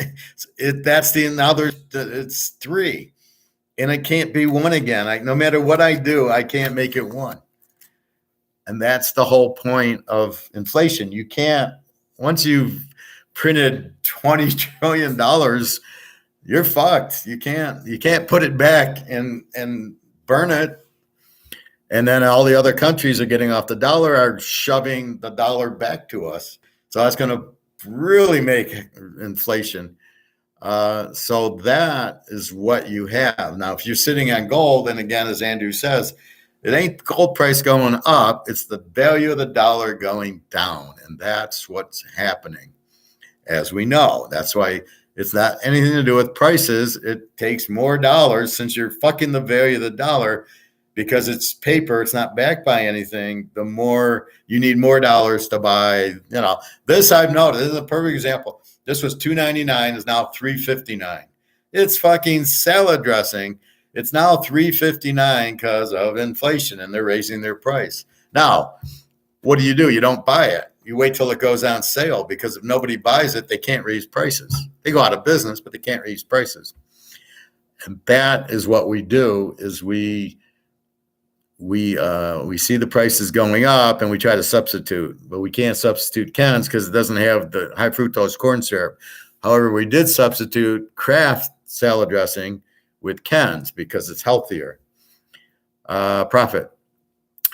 No, nothing new. Okay. Yeah. So get away from cereal, get away from bagels, get away from carbs, get away from high fructose corn syrup. It's not even a diet. I don't think I'm dieting. I'm eating an avocado. That's breakfast. I'm eating dark chocolate. That's breakfast. I'm eating broccoli, cauliflower, and spinach or red leaf lettuce, and I'm putting this on it. I'm not dieting. That's my normal thing. I have a steak for dinner. How is that a diet? The only thing I don't eat is like a chocolate sundae or Coca-Cola, which I never really had. I'd have diet. That's the only thing I'm really but I kind of have it once in a while, like the Super Bowl. I might get chips and a Diet Coke to watch the game, or New Year's Day watching Georgia win another title or whatever. That's the treat. Or Thanksgiving, a piece of pumpkin pie. All right, it's a holiday. I'll have, and it's really helpful. And then you get off of it and you go back to your fasting and no carbs, and that then you clean up your body, but you have far less to clean up. That's the key. It's not a diet. It's eat at noon, eat at 6, and eat at noon, eat at 6. And when I get hungry, I'll eat water, tea, green tea. I had a lot of green tea on the trip. Didn't have a pop. We'd go to the restaurant. They'd be ordering, their drinks, and I'd have a green tea, and I'd like, fuck you. I'll be healthy. You won't. So, as my girlfriend's smoking, I'm like, why are you fucking putting poison in your body? What are you fucking doing to yourself? These people are so stupid. Anyway, but I don't control. It's like, you want to smoke? Fine. But when you get sick, don't come crying to me that you're sick when you're putting poison in your body. But that's Ukrainian girls. And what else do they got? They got to keep their thin figures. So anyway, so that's what you're trying to do. You're not really dieting. So you need to understand what you're doing, and you need to take the responsibility. So you want to come to me for finance and gold. How much I buy gold? Even here with the food profits, like I'm eating bagels, and no, you can't. But I'm explaining why, because of the sugar. So when you talk to a stock, you got money. So I'm going to tell you very simply, the Titanic. Get your money out of the bank first. Get your money out of stocks. If you got a pension, get your money out of the pension. Get your money off the Titanic, which is all the fiat currencies, the fiat money. You have to get your money out of that. It's the only way you're going to survive, because it all got hit by the iceberg.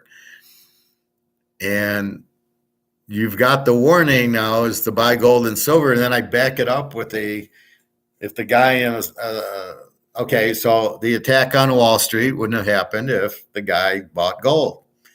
Bernie Madoff would not have happened, because if all those people would have bought gold instead of got into Bernie Madoff's fund because they thought, oh, yeah, he goes 100%. That's like me going 100% in football. Are you fucking kidding me? So if I went 100% and people would look at me going, there's no way you can do it. Exactly. I can't do it. It's impossible. How can Bernie Madoff go 100% on his things? These people are fucking morons. Well, he gives me 15% on my return until he doesn't have any new money, and then it goes bankrupt. You're trusting Madoff, but you want to trust yourself. If everybody there would have bought gold, nobody would have lost a penny.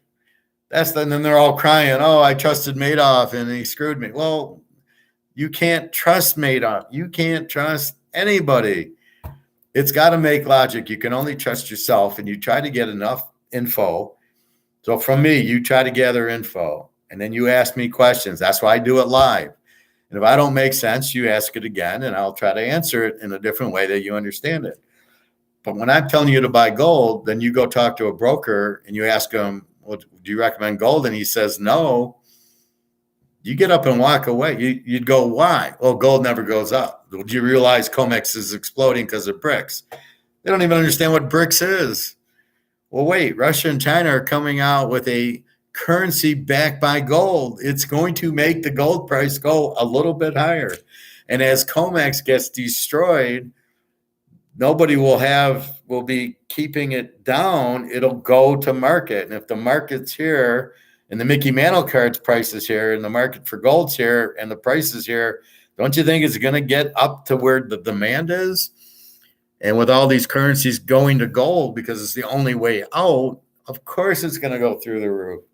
And they'll get rid of COMEX. But again, you have to understand COMEX is a fixed game. We talk about it in the NFL.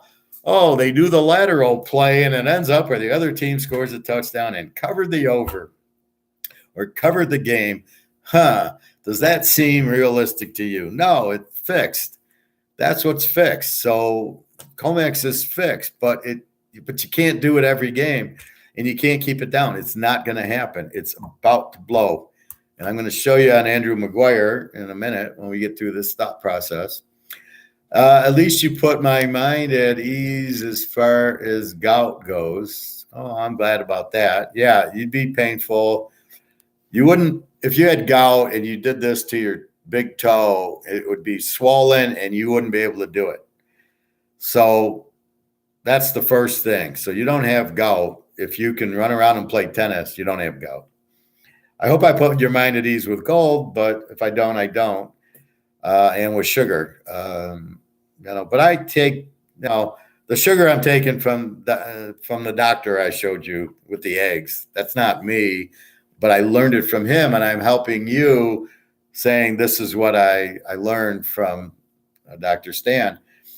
Gold I've learned in my own master's program, and then I listen a little bit to these guys to get a little bit international, more for reassurance. But I understand you want to substitute goods, you want competition, and you don't want paper money. That I understand on my own. I don't need anybody helping me. The guy from Philadelphia at the airport yesterday is like, well, who do you listen to? And I go, I got a master's. I don't need to listen to anybody. Uh, if I were to listen to Peter Schiff or Rick Rule, I'd be an idiot. They don't help you. They just want to sell their gold. They're a salesman. Peter Schiff wants to sell his gold. Rick Rule wants to sell his SLV and GLD bullshit. He should be in prison because he's trying to sell it as if it's physical and it's not. That guy's doing a Ponzi scheme. ETFs, you do not want your money in ETFs. You don't own an ounce of gold. You're going to get fucked when gold goes high, and you need physical gold to survive. You're going to be in an ETF. You're not going to have any gold. So if you're living, that's a fantasy that he's telling you that, and then that's where you got to be smart and go, I don't want to be in ETFs, and I don't want to be in minor stocks because they're all going to go down. The only cure is physical gold and silver. And silver's so cheap that you just keep buying it. It's probably a fungus, most likely, from what most of these med websites seem to think. Yeah, it probably is athlete's foot or something you picked up if you didn't wear thongs in the shower at the club. Or maybe you sweated in your socks, you put them back on. I mean, I would just get some athlete's foot and just, when did you get it, Prophet? Did you just start getting it? Did it just happen the last day or two, or have you had it for 3 weeks? And if you've had it for just a day or two, then try the athlete's foot or some sort of cream, and that'll go. You've had it about 2 weeks. So you've had it for 2 weeks. So, yeah, it could be a fungus or it could be a, what do you call it? I don't know. Is there a lot of pain, or is it just sounds like it's just red? So probably like an athlete's foot. So I do that. Sometimes I go to like CVS and I ask the pharmacist, and I'll go, I got this. My toes are red. It doesn't hurt. I don't think it's gout. And he'll tell you what to buy, and they're pretty good. Going to try Tenac. Yeah, give it a try and see what it does. Like my back, it's the sciatic, which went away with my foot got hurt, and then my foot are better, and now my back's hurting again.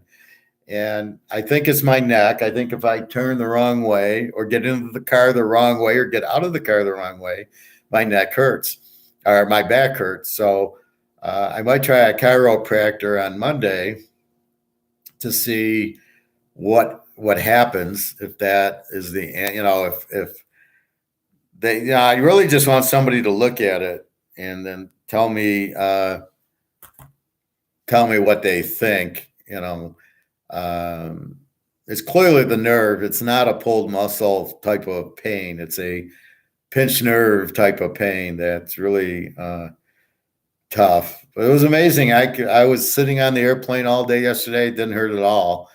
It hurt when I got up to walk through the airport. Pulling my luggage is when it really hurt. All right, so let's talk some more. All right, anybody have a question on gold or what to do? So we're going to go to Andrew McGuire. It's time to give one's head a shake. They now have to keep renting while we crash. We've got this ticking time bomb. Talking gold with the one and only Andrew McGuire. Welcome to Live from the Vault. Welcome to Live from the Vault. My name is Shane Moran, and I'll be your host for that when Basel III and Okay, so the question he's going to ask Andrew is, when do we see exactly the question that Prophet's asking? When do we see COMEX blow up? Now, here's Andrew's answer. So this is about 4 or 5 minutes, so please bear with, but it's extremely variable. SFR compliance turned physical gold into a tier 1 asset, that would force the long-awaited gold price reset. Can you maybe give us an update on where we are on that line now? Yeah, absolutely. And up until then, Basel III NSFR compliance was imposed on the gold cartel on the 2nd of January of this year, the officially... So this Basel III he's talking about is if you make a trade, you have to have COMEX, you have to have gold to make the trade. That's what Basel III did, and it just came in.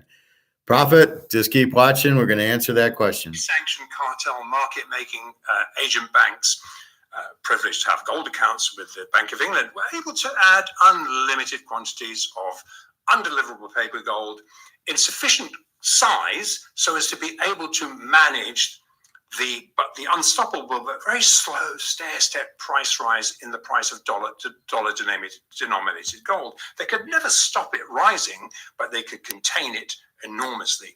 And the Asian cartel insiders are able to make, at the same time, vast risk-free possible profits because they're insiders. They know what's coming by aligning their predetermined bets with officials, symbiotically really rewarding the specs that are coattailing them. And it's important to understand that we're witnessing the culmination now of a 50-year gold price suppression scheme. And we are actually privileged to make history, all of us now. And we're about to see a real physical gold price emerge from these ashes. And it's important to remember, it's not that gold is actually going up in value at all. It's just that it will cost many more printed dollars, pounds, euros, yen, whatever, to buy the same ounce of gold or silver. First and foremost, our focus really is primarily about wealth protection into an increasingly inflationary environment. And as we've been warning, this will touch everybody, even those not in the markets. So right under our noses, as we've been discussing in all our 2023 episodes, the very same accelerated de-dollarizing process that's being driven by competing central banks swapping literally billions of depreciating dollars to buy physical gold is also driving the dollar price of gold higher. Why is the question I often get. Because this physical gold is really just serving a 5,000-year-old purpose, this time becoming a major component of what will back the rapidly evolving gold commodity-backed BRICS plus currencies. And this means, and this is important, that commodities will increasingly be priced upon a significantly higher dollar-denominated gold price. And this will have the massive inflationary implications for commodities priced and bought, continue to be priced and bought, denominated in fast depreciating Western fiat currencies. So many people don't get this. And while considering this gold-backed currency will ultimately be fit for purpose to provide adequate liquidity to accommodate the lion's share of the 7,500 billion per annum. These are big numbers, global oil and gas markets. We also got a 5,000 billion per annum commodity and energy sectors. It's fit for purpose to look at, to actually be liquid enough to power the adoption of this. And the scale of this potential gold adoption becomes much, much clearer when we look at the size of this condition and the speed that this is going to roll out. And so really, gold benchmark in dollars will have to revalue at multiples of today's paper diluted cap price. And for those that are still blinkered to the belief that the gold market is housed in the COMEX casino and that it's safe to short gold inside the house ranges that we've been talking about, it's time to give one's head a shake. Now, Andrew, talking about the Comex casino that you just met. So did everybody get that? So your question, Prophet, as everybody else's, is when's Comex blowing up? It's blowing up now. And what he's saying is if you think you're going to short gold when it goes up, you're out of your mind because it's about to go up multiple times. I'm conservatively saying 50,000 an ounce because I know that you can't put this dollar back. All right. Inflation, you're devaluing the dollar is what you're doing.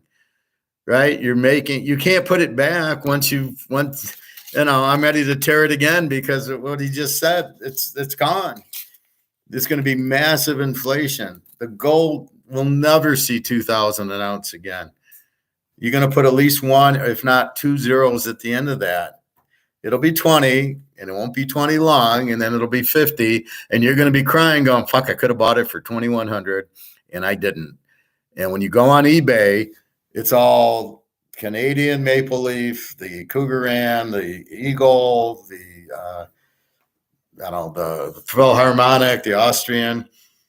It's all 2150. So don't go to the store where the seller is and he's trying to fuck you over with we'll give you 95% of spot. Yeah, go fuck yourself. I'm going to go sell it on eBay.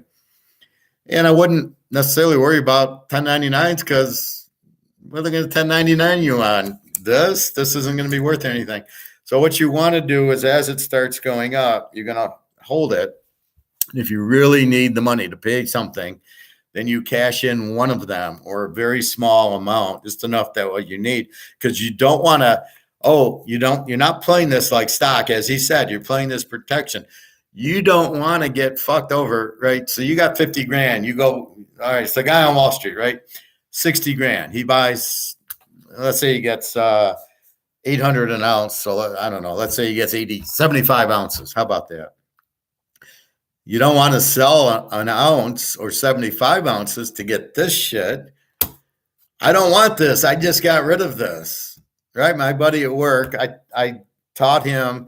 He took 100 grand and went to my gold store and bought $100,000, gave him a check, $100,000, walked out with 55 ounces of gold. He got out of dollars. He understood. Then he went and bought a bunch of silver. He listened to me. So, but I have the same 50 ounces of gold as he does. The key is, I have 520 ounces of silver also, which is so undervalued, crazy. You don't want this back. What you want, so what in my mind as an economist is you have this, it's gone. It hit the iceberg, it's gone. Gold's through the roof. But you need something here because when you go buy your steak or ribs or chicken, you're not taking an ounce of silver to the grocery store because it's worth way more than the meat.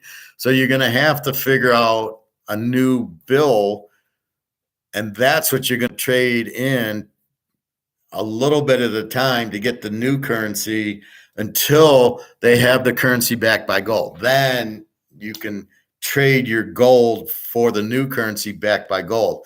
You don't want currency that's paper that's not backed by anything. You don't want this. This is not what you want. You're not buying gold to buy this. You're buying gold strictly to avoid this going to zero, right? Your car's going to zero. It's depreciating to nothing. So I better get a new car. Well, you want the new money. So there'll be new currency, I believe. We don't have any gold in America. The central bank doesn't. JP Morgan probably does. Buffett does not have any gold. He's too stupid. I doubt Zuckerberg or any or Gates has any gold. They're too stupid. So Buffett's sitting on $2 billion of this. So what's going to happen to Buffett with $2 billion of this? Oops. Well, it's nice to see you in the soup kitchen line, Buffett, because you don't got $2 billion times zero is worth zero. He's got the fat, ugly woman, but he doesn't understand it. If I was Buffett, I'd have $2 billion. It'd be in gold right now because I can't lose. I have no risk, and I'm going to make a fortune. That's the point you need to understand with gold. You can't lose with it. It can't go down, and we know this is going down. How many times do I got to rip it just to make the point? This is out. It hit the iceberg. It's the Titanic. It's fucking gone. I don't want to trade my gold in for this. I want to trade my gold in. Really, I want to buy a house. I'm going to take an ounce of gold to buy the house. That's what I want to do with my gold. I don't really want cash for it. Now, silver, I might want cash to go get my meat and eat. Go get gas for the car and, stuff like that. I'll probably need it. But I don't want to sell my gold and get this. My girlfriend doesn't understand when she knows I got gold and silver and I need money. And I'm like, well, I'm not selling the gold and silver. The gold's only at 2,000. The silver's at 25. When it hits 50, I'll start selling the gold. And when the silver hits 3,000, I'll start selling that. Not at 25. I didn't buy it at 25 to sell it at 30. So that's really the key of what you're doing. What is gold at right now? We have no idea. I mean, you can look at the COMEX. It's 2007. But as you said, that's paper derivative money. We don't really know the price of physical gold. We have no idea. That's the problem. It isn't priced. We know what this is because it's in a market. We know what my mantle card is because it's on eBay, and that's the market. But gold is not at market. We do not have a clue what gold really is, but we know it's at least 10. It says 2,000 an ounce. It's at least 20, probably more like 40 or 50. And as people start realizing what the real value of gold is, it's going to be a flood. You got 350 million American people who are too stupid to get out of the banking system and stocks and real estate, and they're all going to get crushed. And then as they start to get crushed, they're going to run to buy gold once they see it at 20,000 an ounce. That's what's happening. Mahomes is going to wake up and start throwing touchdowns in the fourth quarter. We know that's what's going to happen. It's not a maybe. This is what happened, and that's what he did in the Super Bowl. That's why we bet him. We bet Mahomes, and he came through. So gold right now is 2007, but add a zero to it if you want to get a realistic value. Gold is up 21% in the last 6 months. Not bad. That's fake. That's COMEX. That's COMEX trying to hold it down, and they can. It's still up 21%, and they're trying to keep the price low. Gold is up 10% in the past 30 days. It might be time to buy, Professor. Sorry, silver's up 10% in the last 40. See, what are you looking at, Prophet? You're looking at COMEX. What is COMEX? It's paper derivative market done by JP Morgan in London to keep the price down. It's not the physical price. So when you look at that, you're missing the whole point. That's not the real price. It's fantasy. It's not up 21%. Gold's not up 21%. In COMEX, it's up 21%, which is paper. We don't care about the paper. We care about the physical. You go to the coin store and go buy ounces of gold. That's what we care about is that. And you're able to get it for $2,100. It's a bar. You're buying a $20,000 ounce of gold for $2,000. You're buying a $2,000 ounce of silver for $25. That's how you have to look at it. It's not at. We know what the mantle card is. We know that the Michael Jordan card's $1.5 million because on eBay, the real market dictated. But let's say COMEX was running the Michael Jordan card at $1.5 million. It would be at $52. And you go, well, it doesn't have a value. That's because they're keeping the price down. But since it's not hidden and it's a real market on eBay, we can see the Jordan rookie's $1.5 million or the Montana rookie's $100,000.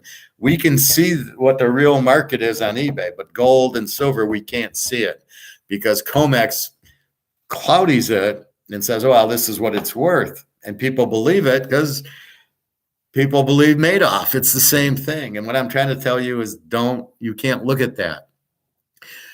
Under these conditions, you have a war, you have massive inflation, which is far more than the 6, 7, 10%, it's about 20. You have dollars going out and everybody getting out of the US dollar. And in the real world, gold would be at least $25,000 an ounce with all that shit that's happening if you got rid of the derivative players, which is what he's saying. It's doing that. So let's go back and listen a little bit more. I recall that you were looking at all the reasons specifically why the COMEX was formed some 50 some odd years ago. It would be worth maybe outlining these reasons for our new subscribers or people that are just joining us here. Yeah, Shane, happy to sum that up really quickly. Following Nixon depegging the dollar from physical gold in August 1971, a plan was hatched to integrate gold into the COMEX futures exchange. The sole purpose was to dilute physical supply with paper gold in an attempt to really halt the avalanche of foreign governments redeeming dollars for dwindling physical gold reserves. However, in 1971, with gold still priced at $38 an ounce in the foreign exchange markets, the dollar conversion price continued unabated. It just carried on. People smelt the game.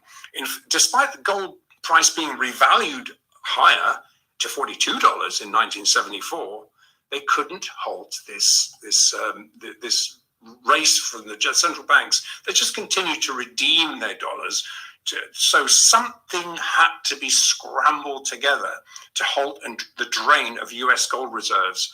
So on the 31st of December, 1974, gold was integrated into the 1933 formed COMEX futures markets. And the primary purpose of adding gold, the gold contract, into the COMEX futures market was to inject sufficient official synthetic undeliverable gold supply and price volatility that would be necessary to control the price of foreign exchange gold. In other words, by completely obfuscating supply-demand fundamentals, the Fed was able to convert a real deliverable physical gold bar into a highly leveraged, unbacked, paper-settled fiat gold currency. That's what they did. They turned it into a fiat currency. And while the Fed denies... And that's what you're looking at, Prophet, when you say 10, 20%. It's controlled. It isn't market. Market is, I want to buy the Bobby Bow shoe and he's selling it for $50. And I go, okay, I'll buy it. Or I'll say it's too much. Or I'll say, fine. Just like I do with the ribs, right? If the guy starts selling the ribs for $45, I ain't buying it. You're out of business. The market will control that. But that's not what gold is. It's not free market. It's controlled by the Fed. And that's what you got to understand. So when it goes up 20%, it doesn't really mean anything because the whole thing's just bullshit. It's all fake. It's all made off. We're trying to get to the market of physical gold, which is what we're going to get to with BRICS, with China, Russia coming out with a new dollar backed by gold. Then we will see free market price of gold. And that's when you're looking at 30, 40, 50,000 an ounce. When the free market goes and everybody starts bidding it, right now people are afraid. They're going, well, it's only 2,000. It's not really doing anything. Why would I be in gold? They don't even understand you have no risk. You can't lose in gold. You're never going to see your $60,000 real estate investment trust go to zero. You're holding the ounces. Nobody can fuck with you. You've got them. They're in your hands. They're in your safe, wherever you're keeping it. And don't keep it in a safety deposit box at a bank. You'll never get it out. Don't keep anything in the bank. You'll never get it out because they're not in there. They're not really yours. It's like Social Security. You got 50,000 in the bank. You think it's yours. It ain't yours. It's the bank's. You can come and claim it if they have it for you. And if they don't have it for you, you're fucked. And that's the banks. So if you want to trust them, be my guest. But don't come crying to me when you can't get your money out. When I'm telling you, get your money out. All right, let's go back. Intervening in the gold markets, they openly admit actively cooperating with other central banks on a regular basis to intervene in the foreign exchange markets, of which gold and silver is one, as may be necessary. So with sleight of hand and unlimited ability to print dollars, by converting the physical gold market into just one more unbacked fiat currency, for the ensuing 50 years, until we saw Basel III kicking in, they were able to surreptitiously manage the gold price. However, on the first trading day of 2023, Basel III NSFR compliance made spot gold T+2 deliverable. You're a liquidity provider playing that game. You better have that physical in your vault, and the ability to utilize the COMEX EFP conduit to siphon off previously undeliverable cash settled COMEX gold into the compliant NSFR spot market has constrained officials' ability to generate, to continue to generate unlimited quantities of synthetic gold. This is a huge change in behavior. They're now limited to what can be squared off against speculators contained inside the casino walls. And look, drawing back for a second from the short-term charts. This is Andrew, not Alistair. Are all there. And if you recall, and you'll remember as a subscriber, you will recall how we dealt with this issue a few times now. Back in 2013, just as the first cracks appeared in the LBMA markets. Now, if you recall, the ABM AMRO refusing physical gold and silver bullion coins and bar delivery to their clients, sent out a letter, and our clients came, we were first to get this letter, and our clients said, hang on a minute, they're refusing us delivery of our bullion. So just remember, that was the backdrop. US traders, including the licensed CTAs, were suddenly forbidden from any longer trading the 10 times larger global spot foreign exchange markets. And it forced their trades to be siloed inside the US-centric COMEX ring fence. As a US trader, you will know that you are forced to trade gold and silver in the futures market. You cannot come into the global markets, deliverable markets, and trade. I know that because we had to get rid of all our US clients. And yet concurrently, the market-making COMEX actors, this is the key, they were still sanctioned to make markets in both the COMEX and the spot markets. Now, these US traders' restrictions even extended to complying with freshly introduced 5-minute CME-instigated COMEX market halts when you've got a volatile situation, usually on a price rise, and 3-minute options market halts, while at the same time, the house actors were still able to freely trade the 10 times larger spot delivery markets to the exclusion of traders siloed in the rigged casino. Good God. I mean, no one questions this paper-centric rescue attempt. It is just blatant market rigging and an attempt really to maintain this 50-year-long price suppression scheme. I'll be with you guys as soon as he's done. But is actually partly witnessed now into the current rigged official COMEX generated sell-off, is that as we entered 2023 trading, wrong-footed speculators are now holding the bulk of these naked short bag, while the insiders take the long side against them. And their footprints are quite clear, especially when you weigh them up against what they're doing. And when you look at the COG report and you see the swap dealers bringing up short positions, this is largely hedging physical exposure. They're not going to be exposed to physical exposure, but what they're doing is rinsing out what they can of what is rinsable. And as we've been tracking, and it's really important to factor into one's decision-making process, when the cartel tries to shake out gold investors, the insiders are limited to how many naked long or short specs can be rinsed out, but constrained by where the lines cross against their physical exposure being uncovered, which is exactly what we're trying to expose for you here. And drilling into the weeds, we note multiple examples of historical cell trigger inputs that failed to get sufficient cell ignition to cause any meaningful chart damage. This structural change in behavior is being forced into very strong physical demand. And as we always expect volatility around round numbers. I mean, once, say, for example, 2000, once 2000 is confirmed as the next stair step, it will begin to get front run. And we already see the option sweet spot for next month, not this month, not the expiring month here, aggregating higher, closer to 2050. If this settles in as the next central bank supported stair step, watch out above. In summary, really, when we look at these developing supports into what is still rinsable, It looks like 1950 gold is aggregating sufficient bids to overcome paper sell orders. That's what we're seeing.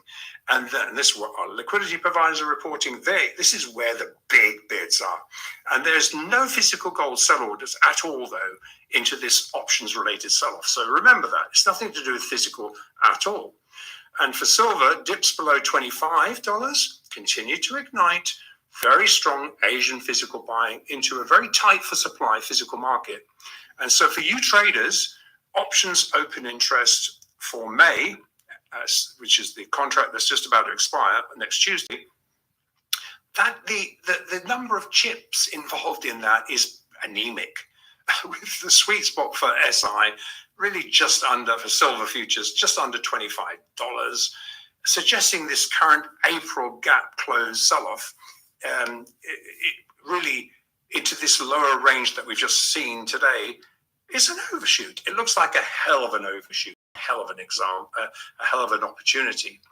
And as we highlighted in our last two Life from the Vault episodes, while the mainstream media and officials tried to spin that the banking contagion has settled, our well-connected first-tier liquidity advisor report that lower down the food chain, the commercial real estate market, the CRE market, is poised to implode. This is not yet factored into the risk markets. And given that 70 to 80% of all CRE lending is being conducted by the smaller regional banks into now extremely tightening credit conditions, officials are trying to draw attention away from this very real contagion risk. However, this is precisely what is making a larger proportion of the usually rinsable CTA specs sticky, and it will limit official efforts to rinse them out. So they're doing it for the correct reason.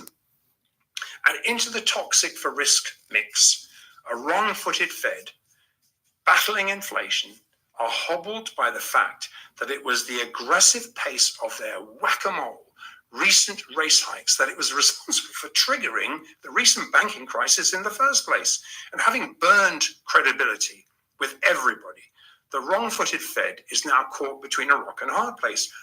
They're forced to either tail off race hikes, or when the commercial real estate shoe finally does drop, it could happen any day, and it will, they will be forced to start cutting rates to avert triggering a far worse bank run, which is currently being driven by interest rate differentials between regional banks and the higher rate ballooning money market funds. So that's where the flow of funds is going. And while many investors seem to miss, what they do miss is that these money market funds are not safe. They can be gated, meaning waking up to you being unable to withdraw. You go to your phone and you think, I can just withdraw that money.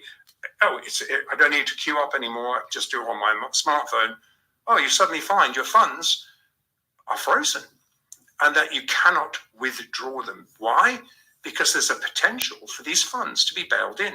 This happened around the time of Lehman. They say there's no comparison to Lehman. This is a potential risk. And anyone that's not hedging their assets at this point with gold are really, you really need to give your head a shake. You know, when we hear of asset managers moving into cash, so you think, oh yeah, cash. It's not cash. They're just really, you're just making an unsecured loan to the banks receiving these funds, which can be swapped for shares in the bank. You just wake up, no, you haven't lost money. Oh, by the way, you've got X amount of shares and here's your remaining cash. Oh yeah, and you never even saw the balance sheet of that bank. This so-called safe haven cash move is in fact just one more. Yeah, that's Andrew Maguire. Trading decision. So what's left to say? All of this leads to just one question, guys. How much physical do you own? Hey, Andrew, thanks so. Okay there, class. So did we understand that? Let's walk through it. You think you have money in the bank, and he says they can take it. It's not your money. It's the bank's money. Real estate going to collapse. Why? Because of the interest rates. That's what he's saying. It's going to implode. That's what it means. All right, let's go back to the top. Bobby, yeah, hell yeah, glad, right? Okay, that's Andrew McGuire, not Alistair McLeod. Alistair's the bald guy with sometimes with glasses. Profit, exactly. When the grid goes down, you probably won't even have access to your bank account or safety deposit box. It doesn't even take the grid to go down. The banks are going to go down and they're going to say, I need your money. And they're going to do a bail in, which is they take your money and say, tough, you don't have it. Look at China, look at Sri Lanka, look at Greece. All of a sudden you go and you can't go to the bank. So that is the problem that you have, is that you trust the bank, and you shouldn't trust the bank as much as you trust Bernie Madoff. Profit, do you own any physical? Okay, profit, you've got to understand that I don't know personally you profit, but let's say you got $100,000, just a number. If you got it in this, and I can't rip much more. It's the Titanic. You've hit the iceberg and it's gone. There is no decision to make. You leave it in money, it's gone. It's zero. I'm telling you, it's KGB eating the Oreo cookie in Rounders. He eats the cookie, he's got a full house. There's no question. He's already eaten the cookie. We've already hit the iceberg. This is going to zero. There is no thought process. There is no pulling the trigger. You do not have a choice. You have to get out of this before it goes to zero. The water's already in. The boats hit the iceberg. That's hence why I'm calling it the Titanic. It's already hit. It's sinking. There is no way the boat is not going to sink. Dollar will go to zero. As I tried to explain to the guy from Philadelphia at Barcelona yesterday in our little mini class at the airport, he says, is it going to go to zero? Well, what is it going to go to 10? And then that you're going to be happy with that? I'm like, it's going to zero. It is a fact. It's not an opinion. It's just a matter of what the Federal Reserve, as he just stated, is fucked. They either got to keep the dollar floating or the economy down. And when they keep raising interest rates, they fuck the banks. The banks need money. They take your money. You're fucked in this money. You're fucked. That's why I told you when you sell your gold and silver, you don't want this. That's why you're getting out of this. Get as much out of what you're doing is preserving wealth by getting out of this, which is going to zero, into gold, which, as I explained, it's at, if you invested 60 grand or my friend invested 100 grand, he can't lose. It's not going to zero. He can't lose with gold at $100,000 worth of gold he bought. He can't lose. The worst thing that's going to happen to him is he'll be he'll have $10 million. That's the worst thing that can happen. He'll buy, what house do I want to buy? What car do I want to buy? That's the worst that can happen to him. It can't go Madoff. It can't go to zero. This is what I'm trying to explain. Is that here's a $1 euro. So this will be like a penny. Not like euros any better, or Deutsch or Swiss francs or British pounds. They're all the same. They're all hit the Titanic. They're all going to zero, which is going to make everybody run to gold. And gold at 50,000 will be, if you're lucky, you'll be able to get it at 50,000. Let's see. So you better pull the trigger, profit, for two reasons. One, the price. Two, good luck finding it. It's getting harder and harder to find. And if you don't buy it at 2,000 and it goes to 50, and as I tell Bobby, you're gonna be insane if you don't buy more silver at 25 and now it's 1,000. And you're gonna kill yourself, because you're gonna say, fuck, I could have had all this at 25 an ounce. Now it's 1,000. Now what do I do? And I could have had it. That's the worst thing that you can do. So you got to pull that trigger, profit, as quick as possible before it's not there and it's not at this price. Bobby, not yet. Professor Proust has no medals. Profit has no medals. Shake my head. Come on, Profit. Well, Profit needs to understand. So you don't want to rush Profit This is what I'm saying. So you could invest your money in a real estate investment trust or stock or in the bank. You need to understand what the right thing to do is. You could run a red light or you can stop. What Bobby's saying is you got to stop at the red light, right? This is collapsing. You got to get the fuck out of it, right? And your only option is not another currency. You can't go to British pounds or Swiss francs as an option to get out of this. But you have to get out of this. It's called inflation. And it's not 5 or 6 or 7%. It's 20 when you include food and energy and rent and all the other shit, which conveniently doesn't get included. Like that doesn't exist. Yeah, food doesn't really exist. Yeah, okay. So you have to understand it. So when you understand it, we hope it's not too late. But we've got to understand that you're not taught this and you don't get it. And it's foreign to you to buy gold and silver. You think it doesn't go up. And that's why I tried to show you that, where he's saying it's been held down for 50 years.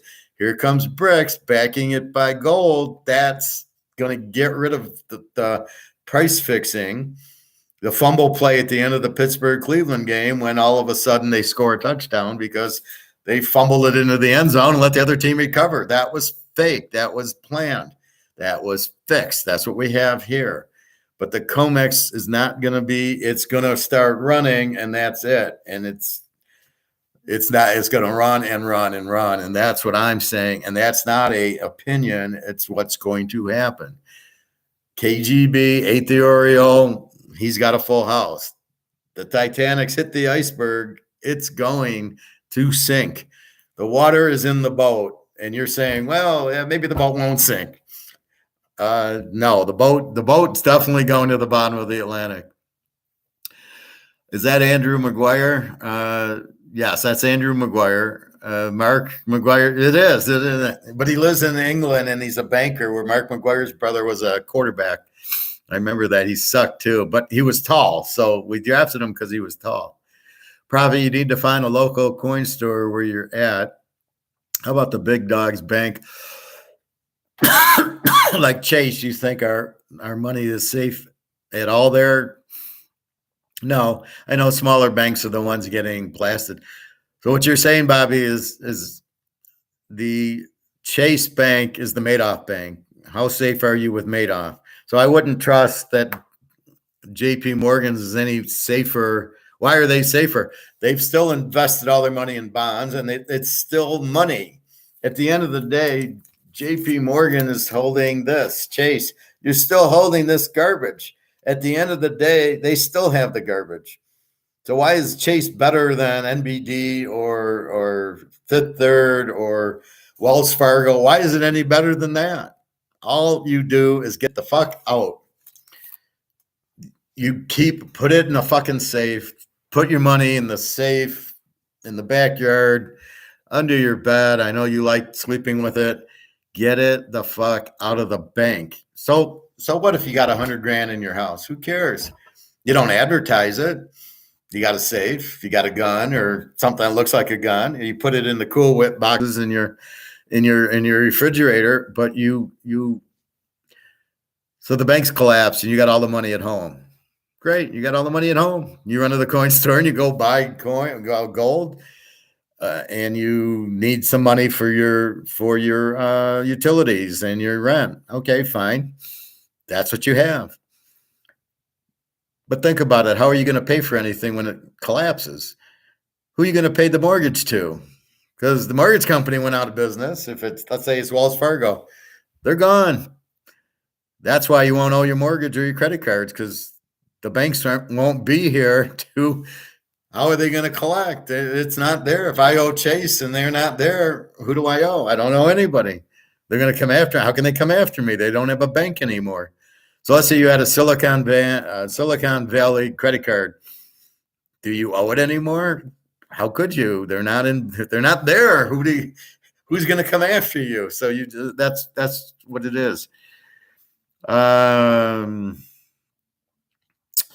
if you don't find a coin store, you can also go online and order from JM Bullion, but even they are started to go short of inventory, which is my order. Yeah, you got to be careful with that, Bobby. You want to go to the store. You want to see the guy at the store has the gold and silver, and you want to buy it and walk out with it. You don't want to play, oh, I don't have inventory. It's going to take 6 months. By that time, you just kissed your money goodbye and you'll never get your gold and silver. So you got to be very careful. But this is what I'm warning Prophet and everybody else is good luck finding gold and silver at these prices once the shit, which Andrew says is hitting the fan very, very quickly. That's the problem. The shit's hitting the fan now. The dollar's going down. The Titanic's been hit. 100 countries are out of the dollar, and they're saying, we don't want it. We're giving it back to you, which is causing even higher inflation, which causes higher interest rates. And here's Powell raising rates. And for the nerve of some people going, Andy Schechtman, well, I think it's part of the plan that they're doing this. If you think these morons this is a plan, you're out of your fucking mind.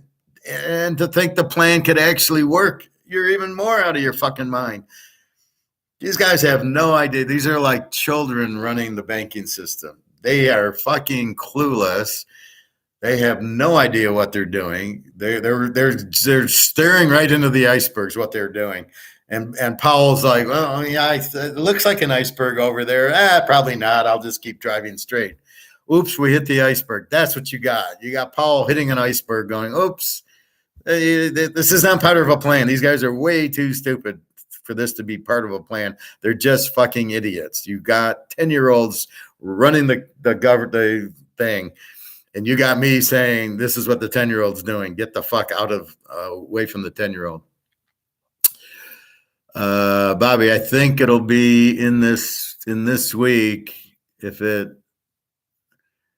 left my ass, start sweating and getting very nervous for my kangaroos.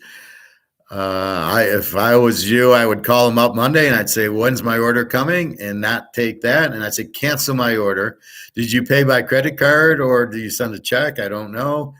I would go to the store and buy them from the fucking store. Or there's that one Liberty and Finance that I hate the guy, but he has the phone number and see what he has. If he doesn't have any, you're not getting it, right? So be very careful. I can ask my guy if you want. I can take a run over and see what he has. I am holding one of my cougar ants right now while listening to class, Professor. Yeah, I know. It's a very nice looking coin. Beautiful fucking coin. You should have them in gold too. Don't be averse to having gold colors, not just silver colors. So I gave Jenna, I gave her 2/4 ounces and 7 silver when we met in Spain last week. She was extremely happy. I said, take the other shit that I've given you and put it all. I gave her the white container. And I says, you can fit 20 coins, put all the shit I gave you here and hide it because it's going to go skyrocket soon. And I said, you're going to be one of the richest girls in the Ukraine. Because anybody with money is going to have zero, and only the gold and silver people, which not too many people are going to hold gold and silver. Maybe Zelensky and some more people like Putin. Putin's going to be fine, but not anybody else. And so I said, you're going to be a very rich girl in the Ukraine because of that. Let me see something.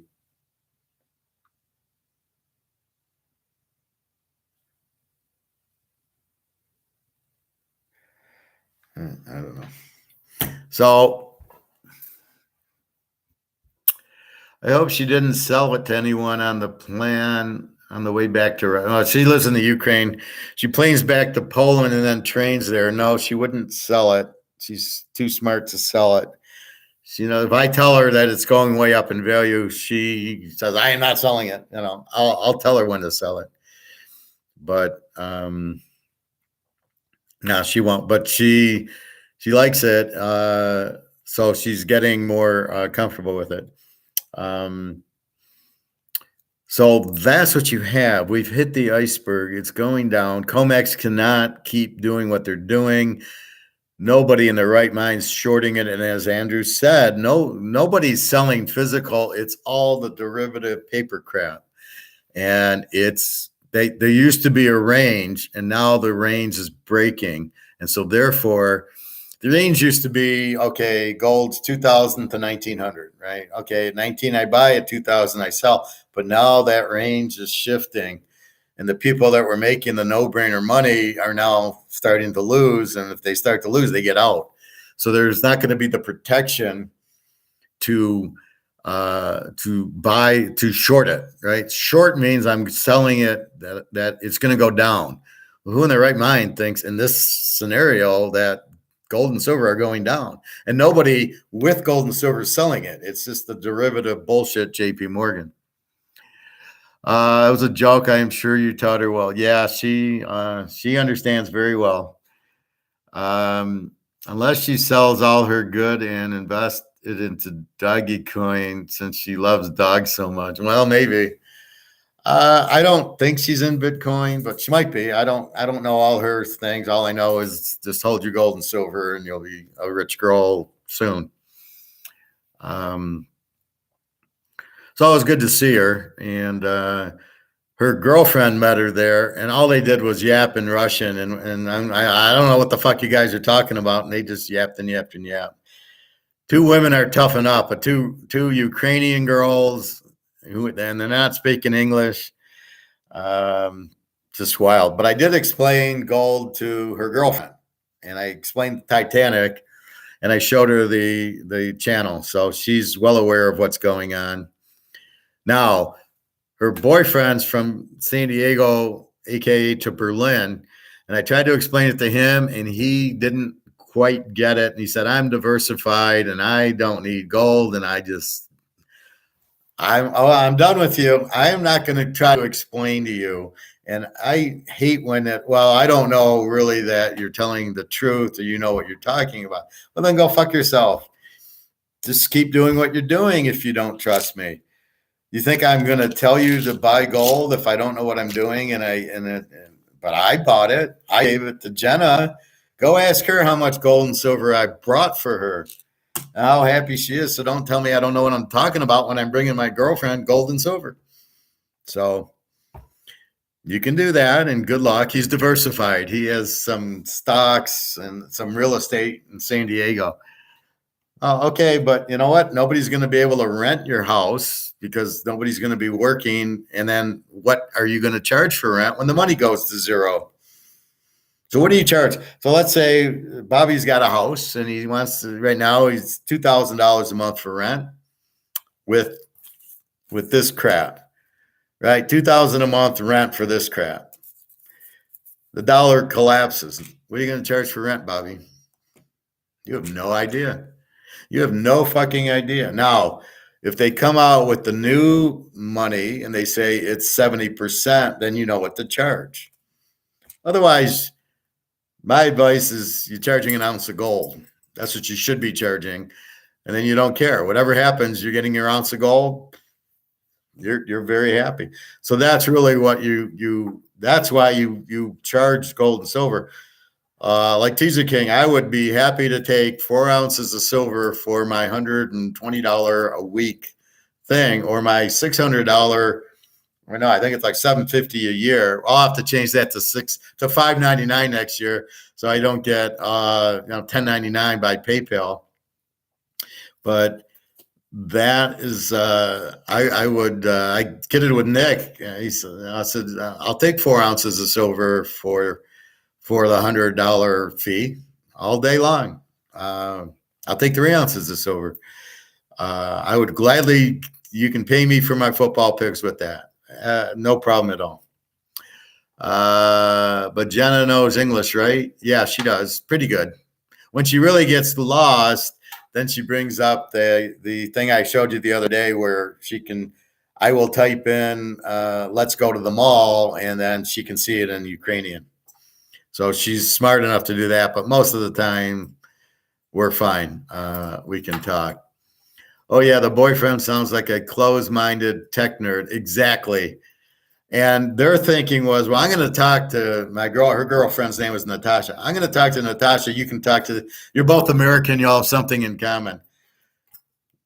Dear, I'm an INFJ. And if he doesn't understand gold, we ain't going to have anything in common. The conversation will go very quickly. So he didn't. And I just kind of laugh like, he says, I'm in investments. Okay. Have a nice day. Goodbye. I'm going to go nurse my back while you keep your money in stocks. Yeah, I used to work at Google. Oh, okay. Good luck on that one. What are you going to do when Google stock goes to zero? Are you going to, or goes to 20, whatever? Then what are you going to do? Wish you had gold, or is your money in the bank? And when it goes to zero and you can't get it out, then what are you going to do? I'm giving you a zero risk return. It is the only thing I've ever seen in my life where there's zero risk. Well, one of my locks, maybe. The Golden State game 2 last year was the 50-star lock. That was probably the next closest thing to no risk that I can give you. There is no risk if you buy gold and silver. Keep in mind, all you're doing is trading this for gold and silver. It's a trade. You use this to get that. It didn't cost you anything. But it got you out of this, which is it's hit the iceberg, and you're going to own gold that is going to go through the roof because of bricks. That's why. Well, in 50 years, it hasn't done anything. Well, bullshit. In 2008, it was 800. Now it's 2,000. So even if we leave it to COMEX, it's still gone through the roof. But now it's really going to go through the roof because we're going to get rid of COMEX. But that's the point. You're not buying it for the 50,000. You're buying it to get out of this, as Andrew McGuire says. You're getting into safety. This, is hit the iceberg. It's sinking. There's no way it's not sinking. You're getting off into the lifeboat. The lifeboat's gold. I don't understand why it's so hard to understand that concept. You're in the dollar. It's hit the iceberg. It's sinking. It is got water up to its ass. It's out. Period. I'm doing it as Titanic so you can see it and understand it. It's not. They're not going to bail all the water out. It's gone. Nobody wants it. She's the fat, ugly 60-year-old that nobody wants. That's what you have. If you just trade it for gold and silver now, if you can find it at these prices, it can only go up. You have no risk. There's no way your gold and silver is going to zero. It's 100% this is going to zero. Okay, so I got 100% this is going to zero versus 100% gold can never go to zero.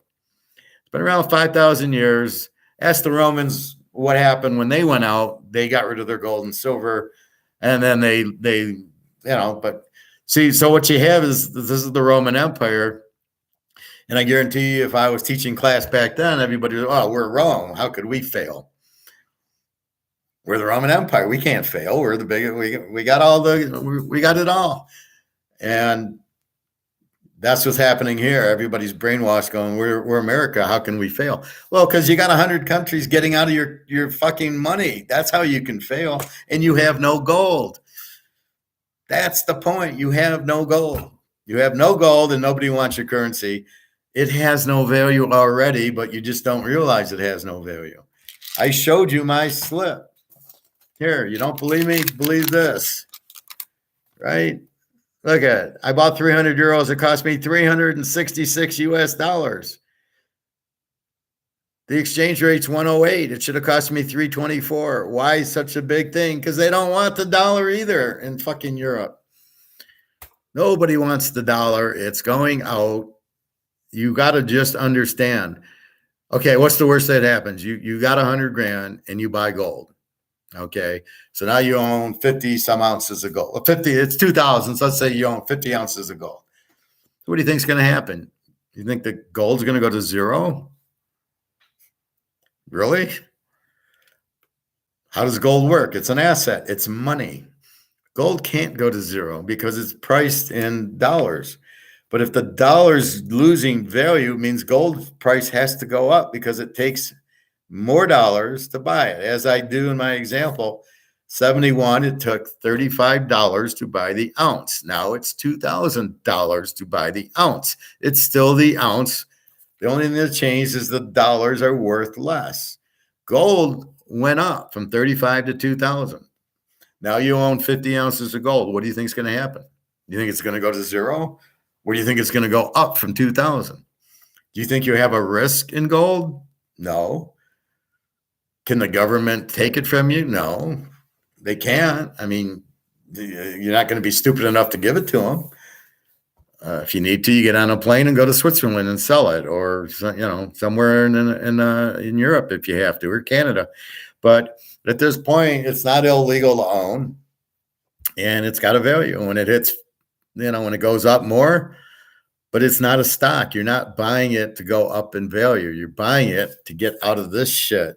This we know is out, right? So your worst scenario, if gold goes from $2,000 to let's say it goes to $1,000. Let's say worst case it goes to 1,000, which is impossible, but let's say it does. And okay, you still have 50,000, right? Your 100,000 is now worth 50. This has gone to zero. So this we know is gone. So, well, maybe it's not gone. No, it's gone. Okay, let's say the dollar has a value. Oh, they'll keep it for a while, but why is 100 countries selling it if it has a value? What we know is that the BRICS countries are coming out with dollars backed by gold. Well, why would they do that? Because it's the only way to have valuable currency that's worth something, because all the currencies are going to zero. The yen, the yuan, the ruble, anything not backed by gold, Swiss franc, British pound, euro, US dollar are all going to zero because they're all just paper. They've all hit the Titanic and they're all going down. And that's why everybody's running to gold, all the central banks. So if you don't know anything, why are the central banks buying all the gold? Because they know that's the way out. So you bought 50 ounces with your 100 grand. It's just a matter of time till the 2,000 an ounce is worth 5,000 an ounce or 10,000 an ounce. What is your risk? It's going to zero? How? How can it go to zero? It hasn't been zero since the Romans 2,500 years ago or 2,300 years ago, right? So your gold going to zero is not going to happen. Are they going to say you can't own it? Is it illegal? I mean, they can do anything they want, but they're ruining this. So if you hold this, this is going to zero. Could it be illegal? I don't think it can be illegal. It's in the Constitution that it's legal, but let's say, they want to compensate it. Well, then they can, and then what are you going to do? But if you hold this, you're fucked. Well, Howard, I can buy stock then. That won't be illegal. Well, but if this goes to zero, your stock goes to zero. If Warren Buffett has $2 billion in cash and it goes to zero, he's got zero. He doesn't have $2 billion. $2 billion of zero is zero, not $2 billion. So what's your option? You have to buy assets. What are assets? Gold, silver, buy a Rolex. So instead, buy a $100,000 Rolex. What if they make Rolexes illegal?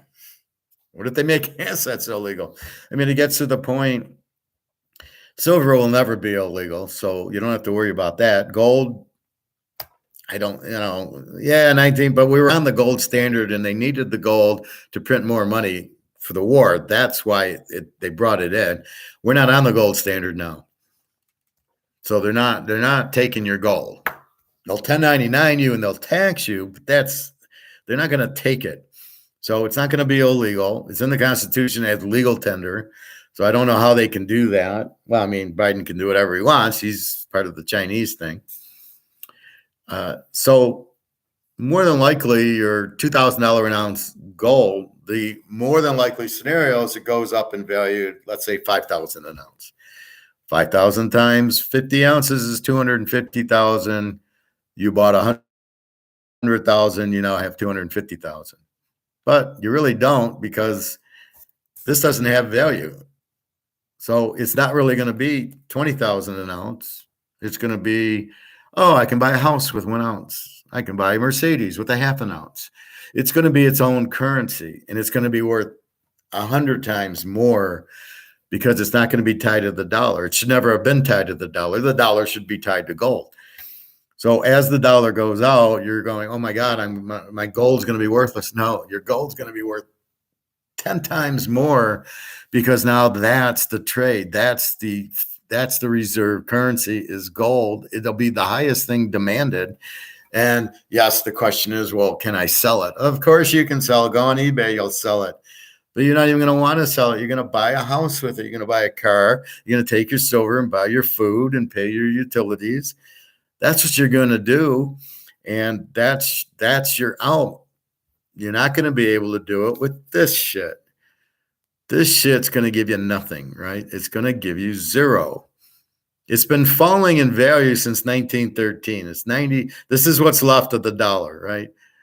So why does gold cost you $2,000 an ounce if this hasn't lost value when it was 31 an ounce and 71? So since 71, in 50 years, it's gone from 35 of them to buy an ounce to 2,000 of them to buy an ounce. What is that? I mean, what, 7,000%? It's lost value. So if you hold gold and you're just trading this for that, you're getting out of this. So the key is to get out of the boat, get out of the Titanic, it's sinking, get into the rowboat and row to the gold boat. And then you trade for the gold. What risk do you have? You have no risk. But nobody wants to tell you that but me. You have, because I INFJ'd it. And you basically have no risk. It can't go down. You can't lose with it. And the odds are 100% you're going to make money on it. What the fuck else do you want? Well, let's go into real estate. Oh, are you going to do you have no risk in real estate as interest rates go up? People won't be working. They won't have money to buy it. So the value is going to drop. Oh, well, we can buy stock. Oh, and all the stocks are going to drop because their financials are going to go in the toilet, and people are going to need money. You're going to sell their stocks. And guess what? The stocks are not U.S. Chinese, Russians, Germans, all the world are in Japan, China, are in the stock market. As they need money, they're going to take it out. That's going to collapse it more than anything. That's why it's there. That's why it's so high right now. It's false. It's not. It's just like COMEX. It's paper there, but it's not supply demand. Here's the market of it. That's why the stock market drops. The bonds are dropping because of the higher interest rates. The more the interest rate, the less the bonds worth. So at 0%, the bonds worth 100. As the interest rate goes to 5%, the bonds worth 80. You can be in bonds and the interest rate ain't going down, it's going up. So where do you put your money that you think has zero risk?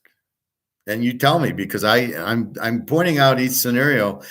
There's risk in house, there's risk in stock, there's risk in bond, there's risk in the bank that you won't be able to get it out. It'll be bailed in. So you have massive risk all over the place in the Titanic fiat money.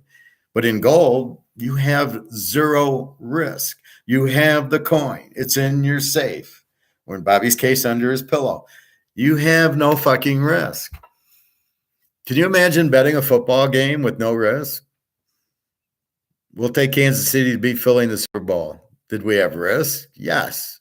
We won, but we had risk. It wasn't for sure they're going to win, but we thought with Mahomes, they had a real damn good chance, and they did get the win. So you can't name me anything else we do in life that has no risk, right? You can't. There's nothing out there. There's no, maybe, okay, buying a Rolex for 50 grand, is it going to hold its price? It'll probably go up. The Mantle card, the Brady card, the Montana card, yeah, they're probably going to go up because they're assets. Hard to see them going down. But as people lose their money,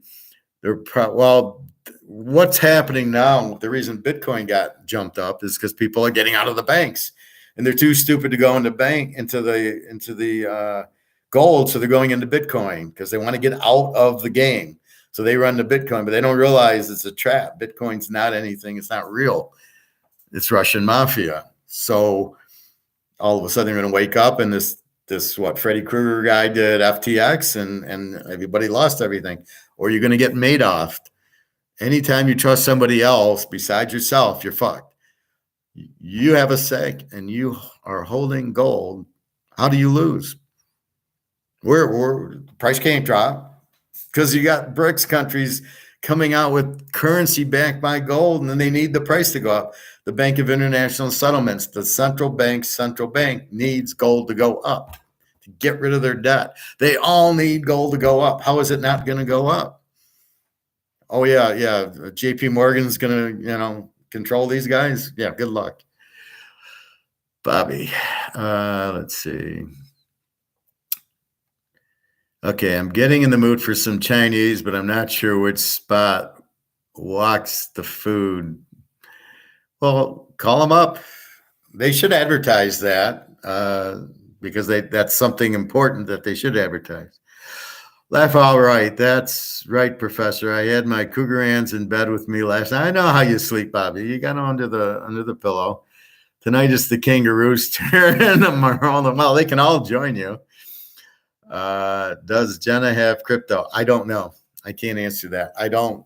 She might, but I don't know. All I know is I know she's got gold and silver because I gave it to her.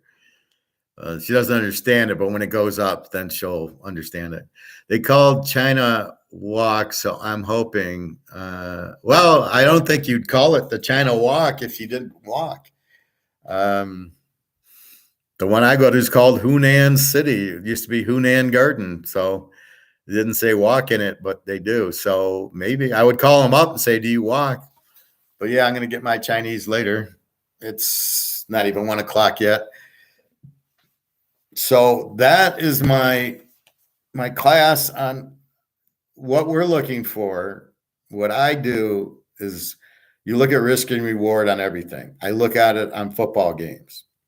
It's more risky to bet the Lions, and it's basically the same reward because the Lions stink and they have bad coaching and everything else. I'd rather bet on San Francisco with the defense, or Kansas City with Mahomes, or Cincinnati as a dog with Burrow. That's what I want. I have less risk, same reward, because in football, a teaser is a teaser, and you win the same if you bet the Lions or Kansas City. So why the fuck would I bet the Lions? This is a case where if I put my money in gold, I can't lose. I have zero risk. Like I said, that's why I point out Madoff and the attack on Wall Street. If the people would have if the guy puts 60 grand in gold, he walks away with 100 grand. He can't lose his gold if he put it in a safe, but nobody's telling him that. And he goes and he loses his money because he listened to some idiot. So this is the problem. Most people don't know who to listen to. They don't understand it. They need to understand it. If you're betting on football or you're playing craps and poker, you better fucking understand what you're doing yourself. Now, you ask me about it and I help you, and the light goes on or the light doesn't go on. But you sit there and you try to get how I can help you, right? And when I help you, then you sit there and go, okay, now I can play poker. Yeah, the professor helped me, and I read some books, some Doyle Brunson, some other guys, and I play and I kind of get a feel for it. And that's what you need to do. And now I get it. If I'm playing poker, if I'm playing craps, I know the 7's coming. If I'm playing blackjack, I know I got to hit 14 if the dealer's got a 10. And if the dealer's got a 6, I stick. So I know the rules. I know then I got to learn how to bet it.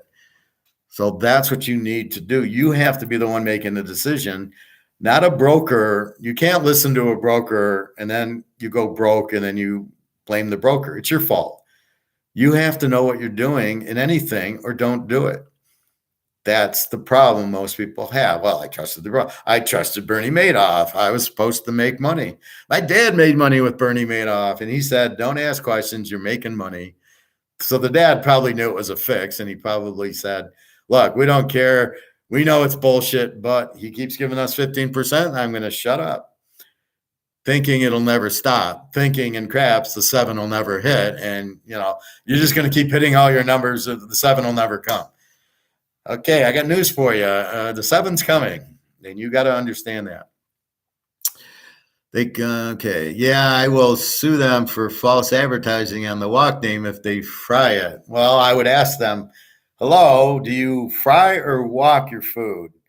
And make sure it isn't pre-fried. They will buy it pre-fried and walk it. So you want the Chinese where they're actually taking the chicken and making it in the wok, not buying frozen fried chicken and saying they walked it and it's frozen, but it's fried. You don't want that. So see how they cook it. And I'll have to sell you, I'll have to ship you some General Chow from the good restaurant. I'll give a call to True Mets to Two Mets to find me a top lawyer. Yeah, well, there you go. But that's really what it is. So that's about as clear as I can make it. And if you don't understand, just tell me you don't understand, and we can straighten it out right now. You have no risk in gold. I don't know how clear to make it, and you have risk in this. So if you say, well, I don't want to get into gold, then you're in this. This hit the iceberg.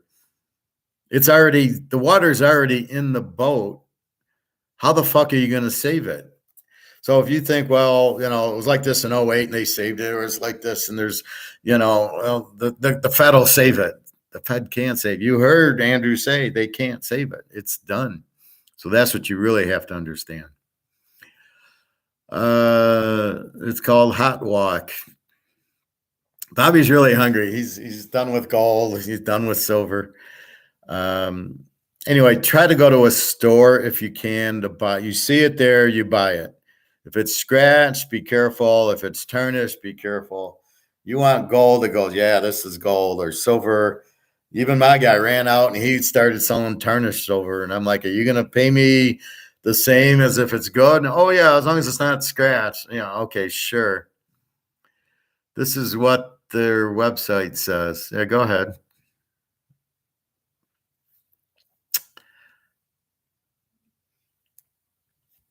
So about my trip, Wednesday night, I'm leaving Thursday morning. Wednesday night, I get a call from Harley Davidson for a job. And I haven't worked in a while. And so I take it and they say, well, they want to interview you Thursday. I go, well, I'm traveling. But I'm at 11 o'clock to 12:30. I'll be in Philly until 6:30. And then Barcelona, the flight leaves at 7:30. So I sit there and they said, well, can they do it at 5? It'll be a Teams meeting. So I take the interview. The guy calls me Monday at Barcelona. I got the job. Now they're wanting all these forms, proof that I worked where I worked and my address, a background check and a drug test. And I'm like, fine. Oh, I need your diploma. Like, you can't call the school and see that I worked there. And then they want my social security card and I want my passport. And I'm thinking, this is a great scam to get my information, except for I actually did interview with Harley Davidson, so I don't believe it's a scam. But great way to scam somebody. Well, I need your social security card, your address, and everything else. So anyway, no, it's a background check. Fine, I pass them all. So that's why I'm going to go to the library, because I got to print stuff and I don't have a printer here anymore. And I got to sign stuff, and then I'll take a picture and send it back to them. I did some of it last night, but they're like, oh, I thought you were going to do it Friday. I go, are you kidding? I've been up since 6 a.m, Barcelona time. So I've been up since 11 at night, Thursday night, and it's now Friday at 5. If you think I'm doing it now, you're out of your mind. And what are you worried about? I've already agreed to it verbally. So, and Harley wants me. So, and I'm like, what are you worried about? Harley wants me. That's the end of it. So it'll be a 1-year contract. Then we'll see if I get hired. We'll see if it lasts a year, if they'll still be in business. I think a company like Harley is sort of like what we talked about at the beginning of class, where it's the name that they want. So people want Mercedes. It's the non-substitute. You want a bike, you want a Harley, and if it costs more, you're still going to buy it. So at the end of the day, the Harley should still be in business. So I'm probably at that right spot. Hot Walk in Brandon, Florida. Everything is prepared with high quality, rich taste and fresh food waiting for you to be served. Food in our restaurant are especially for your taste and health. but it doesn't say if it's fried or not. It says it's high quality, rich taste. Well, what would they say? It sucks and it tastes like crap. Everything is prepared with high quality. That doesn't mean it's not fried. So you need to get that asked. Rich taste, fresh food. So it's not frozen fried, but they might still fry it. Food in our restaurant, especially for your taste and health. Okay, so that could mean it's not fried if it's for your health. I copy pasted that from the spot. Yeah, I get that. I might order the general chow. Well, you can't go wrong with that. So you get the general chow with white rice, and it comes with some broccoli. So yes, I do, and the hot mustard. So what I get is a big 25 general chows and about 4 or 5 broccolis, and I just take a little white rice. I don't eat it all. I just spoon a little on it. But really, rice is not, it's a carb, so you got to be careful with it. How did you find the job? Recruiter called me. I get a phone call. Harley's interested in you. You got a senior finance. So he probably sees my resume on LinkedIn or Indeed looking for that. There was 14 people submitted, and I was the only one chosen for the interview. And then I take the interview from the airport. So I start interviewing with the boss, and I go, sorry if it gets a little noisy, I'm at the Philadelphia airport. She didn't know I was at the airport. Well, that gave me 100 bonus points, because if I'm at the airport traveling and I'm taking an interview, this is our guy right there, because you're putting the company ahead of the vacation, even though I'm really waiting till 7 o'clock to board the flight anyway. So I'm just sitting around all afternoon in Philadelphia. But so I got Monday, he calls me, you got the job. So it's just the paperwork. And I said, I'm not going to be until Friday, and I got to print stuff off. I'm at a hotel. I don't have a printer, and I want to actually enjoy. I'm on the beach. I'm at the Picasso. I'm not sitting there filling out these paperworks, and I start on May 5th. So you don't really need the shit right away. So I'm going to go do it now and take me an hour, and then I'll go to the pool and fix my back, hopefully. You think the company is not real scam, or your intuition says they're no, they're legit, because I actually teamed with the Harley Davidson people, so it's definitely real. But it's the type thing that could be a scam, where the somebody asks you for your social and your address and your license. Those are red flags. You should never give them out, especially if you get called. Now this guy I'm not worried about, because I know it's Harley that I interviewed with, and I got an offer letter. So I'm sure this is fine. I'm just saying that's what you got to be careful if somebody asks for your social. Us INFJs are not easy to fool. Well, I'm going to give you a quick story in a second. Oh, Harley, yeah, you're good, Professor. Harley Davidson, man, is not going anywhere. Yeah, it should be recession-proof. Were you studying gold and economics while waiting at the airport all those hours? I don't really study it. I was watching gold, and like I said, the guy from Philadelphia on the way back, we had a half-hour chat, and I talked to the guy at the market on gold in the Yankee hat. So I'm always keeping an eye on what's going on, looking at the YouTubes, and I think Alistair McLeod was on, and I watched his YouTube when I was there. All right, Bobby. Now this is I need your help on. So you know my Russian girl Daria. Thursday night, I said I had the interview with Harley. She says, "Oh, great! I'm proud of you. Congratulations." Da da da da da. I land Friday. I don't hear from her. I still don't hear from her from Friday. We would talk maybe a day or two. She's working. She can't text because she's at work. I'm not hearing from her. Wednesday, I hear her girlfriend writes in Russian, "She's with me, don't worry, she's sick." Now explain this. When she was on today at 10:14, why isn't she texting me? Hi, don't worry. She's not even texting. These didn't even turn blue. They're still green. I'm assuming, I don't even know if she's, how sick she is. But for the girlfriend to say, "Don't worry, she's with me, but she's sick," I don't know what to think. So I'm sick with my foot and my back. I'm still teaching and typing. How does somebody get on to WhatsApp and not text you when it's the boyfriend who I've even said to her, well, I did my unemployment yesterday. Do but I'm not going to give you $100 if I don't know if you're alive. You're not responding.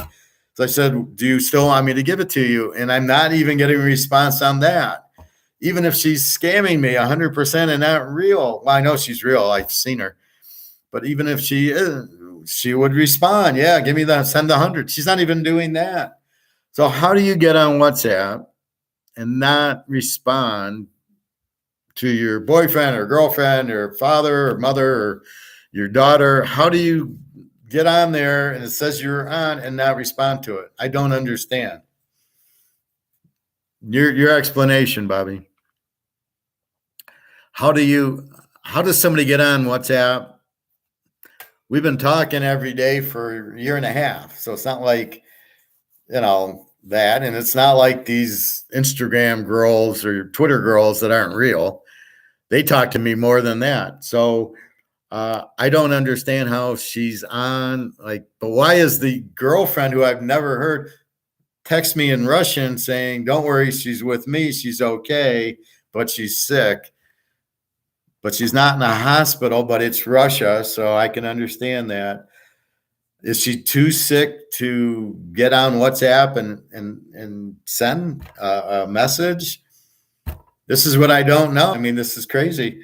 So I'm like out of my mind going, why isn't she texting me? I don't think there's an issue. She was happy Thursday that I had the interview, and then I told her I got the job and now I can help you more. She's got teeth problems. She didn't, in Russia, they didn't take her to the dentist, her parents. So all her teeth are fucked up. So she needs help with that. But I've given her no reason to not, to be mad at me. How long has it been since you and her spoke? Well, we text on WhatsApp last Friday. So it's been now a week. On Wednesday, her girlfriend said, I'm, whatever. This is me. Daria's with me. Don't worry, but she's sick. That's what she left it at. And again, you got to think, you're now dealing with culture. So she's telling me she's with me. Don't worry, but she's sick. And then she said she's going to text me the next day, which was Thursday, and she never did. Now it's Saturday, and there's still no text. And I don't know. I keep texting her, going, "How are you? I hope you're better." Da da da da da. And I keep going on because I think she's reading it. But if she's too sick to read it, I don't know. Again, her teeth were bothering her. She said her stomach was bothering her last week. Maybe it's worse than I thought. I didn't think it was too bad. She didn't make it sound like, but why is she at her girlfriend's house and the girlfriend's texting and then saying it's okay? I've even, the way I give her money is through her sister who lives in the US but has a Russian bank account. So don't tell anybody. And so I send to the sister in the US dollars. She then puts it into her Russian bank and then sends her rubles. And that's how I help her. And I've even on PayPal, I don't have the sister's email. On PayPal, I wrote her a message going, is Daria okay? What's going on here? Because I'm saying I got my unemployment. I'm going to give her money, but I got to make sure she's alive. Or, does she still want it? And I can't get a response, which makes no sense. So you're scamming me. Of course you can say, so she's not scamming. So I'm just kind of worried. Okay, 2 days. She says I work and I get home. I just go to sleep. She's obviously got some health problems. She's kind of a thin girl. But I'm kind of I don't get, if I'm online, if I'm on WhatsApp and Bobby were to WhatsApp me, I'm going to read it and I'm going to respond, hey, Bobby, how you doing? I'm at least going to acknowledge that he texted me. Busy now, I will do, I'm at swim, I'll text you later or something. Irina had the kid and how you doing? What's going on with the kid? Don't worry, the kid will sleep longer when the stomach gets bigger. And I says, when the baby's sleeping, you sleep. And she's responded. She says, I'm real busy with the baby. I go, well, I know. I got 2 daughters. So, but even she's had time. And then Jenna, who, she got home. She texted me 2 in the morning, which is her 9. That's the funny part is you wake up in Barcelona, and I kept the U.S. clock, so it says like 2 in the morning, and it's 8 in the morning in Barcelona. My computer was right, so I could always say what time is it here, and the computer would say 8 in the morning, and my phone was saying 2 in the morning, so I knew just add 6 to it. But that's what you get in Europe. You're always 6 hours, 7 hours ahead. Russia's 7 hours ahead, but Ukraine and Spain is 6 hours. Anyway, I don't know what to think. Again, why hasn't she texted me already? She's been on at 10:30. It was weird. She wasn't on at 6 a.m.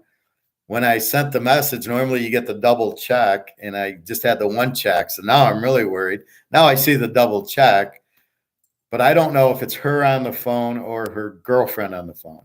I have a feeling the girlfriend, but why would the girlfriend monitor her WhatsApp? Why did she even respond? But I'm sure Daria told her he's worried about me. Tell him that I'm okay. I'm sick. So again, how sick is she? And she's in Russia. And you got Putin at war. I don't know what's going on. I hope she's okay and that I'll hear from her soon, but it really doesn't matter. I can't fly there anyway because no flight will fly into Russia from the U.S. My only alternative is to go to Turkey and fly in from Turkey, but I have a U.S. passport, and they're going to get the passport control. They're going to say, you can't come in. We don't accept U.S. people. So there's no way I can go there anyway. The best would be her to fly to Turkey and me to fly to Turkey, and we meet there. But she doesn't have a lot of money, and she's sick, so I don't know. But anyway, so I told her I got the job at Harley, and I'll make triple what I make now. So unemployment Social Security is 1/3 what I'm going to make, what I'm going to take home. Not what I'm going to make, what I'm going to take home. I'm figuring about 74%. So I'm going to make 3 times a month what I'm making here. And there's 2 months I make an extra check because it's biweekly. So 2 months there's 26 pays. So 2 months you get that extra pay. I love those. Then you get 3 checks. And so I think I just missed one. But anyway, so I start May 5th. So we'll go on until there. So I got to run to the library and do my shit. And I think we've covered it. If there's any other questions, let me know. The NFL draft. All I know is the best quarterback is not. I'm gonna say he's from Tennessee or UCLA or Fresno State. He is not from Alabama or Ohio State, and he's certainly not from Florida or Kentucky. And I wouldn't be surprised if it was Bennett from Georgia, who's the best quarterback at the end of the day. Him or Hooker for sure. Hooker puts up 50 on Alabama, and you want to say there's somebody better than him? Really? Okay. So that's what I see in the NFL draft. I guess it's this week. We'll talk more about it. I'll study it tomorrow. I've already kind of given you the quarterbacks, and I would definitely stay away from C.J. Stroud and Richardson and Levis from Kentucky. Really? Levis is okay, but I'd rather have Thompson Robinson. And I love how they try to play Thompson Robinson down like, well, he's a project. Oh, well, C.J. Stroud's he's going to be another great Ohio State quarterback. Oh, well, you can't say all the quarterbacks from Ohio State are bad. Yeah, you can because they all are because it's a system, just like all the Alabama quarterbacks suck. So this will be interesting to see the trades and Lamar. Who cares where he goes? He should go back to college. Yeah, I don't get why she would do that. How long has it been since you heard her spoke? Okay, that was a week. Just ordered my general chow. Okay. So that's my thought on the draft. Don't draft an offensive lineman in the first round, the first 10 picks. The Lions have 6-18. It should be 2 defensive players. I mean, it's a no-brainer. But they'll fuck it up. They'll draft a wide receiver because the guy gambled on football. I love that. Yeah, this is the guy I want. This is my first round draft. He's injured. Now he bets on football. Yeah, smart guy. This is the guy. Another Alabama receiver who won't play. Just like the other, there's 4 or 5 Alabama receivers who saw. Oh, look at Julio Jones. He's had a hamstring for 5 years. He's got a hamstring issue.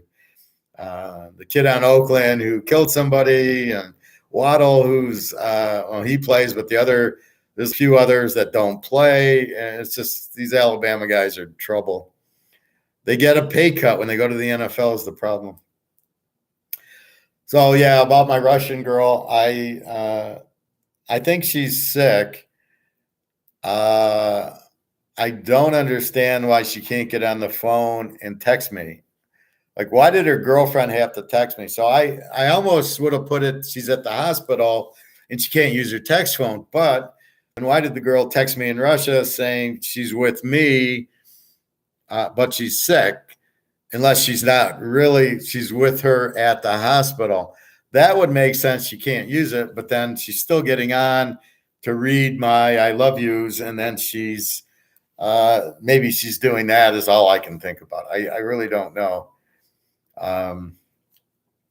But I'll just keep, I thought I would have heard from her already. I was shocked when I got there and I didn't hear from her. And I even left, I still texted her the same time. So it was like I'm waking up at 8:00 in America and it's 2:00 in the afternoon. I'm saying, just waking up. I didn't want her to feel bad. I didn't want to hurt her. But I didn't really need to tell her I'm in Spain. There's no reason to tell her, then why tell her? So, but I don't want to lie to her. So I didn't really say anything. I just said, hi, how are you? And da-da-da-da. I got the job and this and that. All right, I think that's about it. 3.5 hours. I got my energy back anyway. So I hope it's a no-brainer with the gold. If you hold the money, you're going to go out. This is not 2008. There's a big money crisis. Nobody wants the dollar. Saudi Arabia took it off. Nobody wants Ken's dressing. He can't sell it. It goes to zero. He doesn't make it. Nobody wants the dollar. Now the Americans have it, but nobody else wants it. It's going to lose its value. And you're going to see gold go. And because you got to keep in mind, it's the whole world. It's not just the U.S. So to go up in Russia, China, and India, and Saudi Arabia, it's going up. Well, we're going to see it too. But you don't want to be in the fiat currency. If you do need to sell gold, it should be a 1/4 ounce where you need to pay a bill or something until the bill goes out. Anyway, we should come out with new currency soon. And that's it. The shit's hitting the fan now, and just look out. So anyway, that's what happened. Taking the gold and silver through security, not a problem. I put it in the gray tray with my wallet and my keys and my shoes, and it was fine. They're not looking for it. They will not do it. You do have to declare if you got more than $10,000, as if you're taking more than $10,000 fiat dollars, you have to declare. Gave it to Jenna when I got home. I had separated my gold into the car and into the safe. And I was a little worried. The more you have, you start worrying now. And so I put some in my glove box, and I'm just going, okay, I hope my car's there. Because I locked the glove box, and you don't see there's anything in it. And it's a gated airport express. So nobody's going, I'm going to go swimming after the library. I got to just do this for the job, and then I can go swimming. And I'm just going to be tentative with my back and everything. So anyway, I put the bag of gold into my glove box, locked it. It's a gated airport express that shuttles you to the gates. And nobody's really going to steal the car because you just to get out, because they have the hands that go up and down, right? Now, if I left the computer on the seat, maybe then it would be broken, but it's not visible what's in the glove box, what's in the trunk. So I had it. And when I saw my car there, I was really happy. I opened the glove box. There's the gold. When I got home, I tested the door and it was still locked, which if it was broken into, nobody's locking it. And I looked in my safe and the gold was there. So now when you travel and you're going to worry about it, you actually need a third place to put it. That I left the car at the airport, so people here would see the car's not here, would know I'm not here. So they could, but that's the neighbors. They're not going to steal from me. And there's a lot of kids in the area, so it's going to have to be at night. And, it's got to be a professional, and he's not coming to my apartment.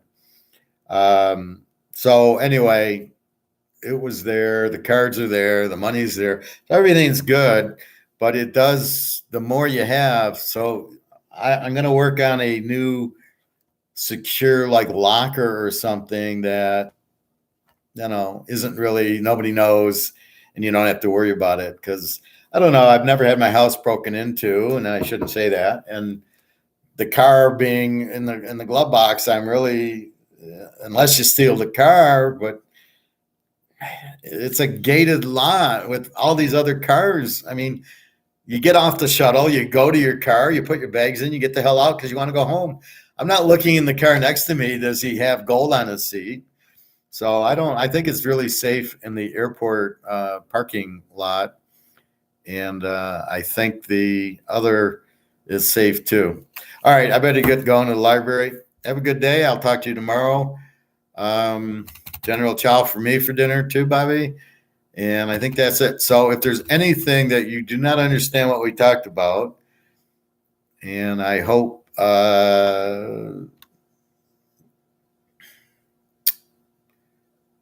Prophet, I hope you buy your gold.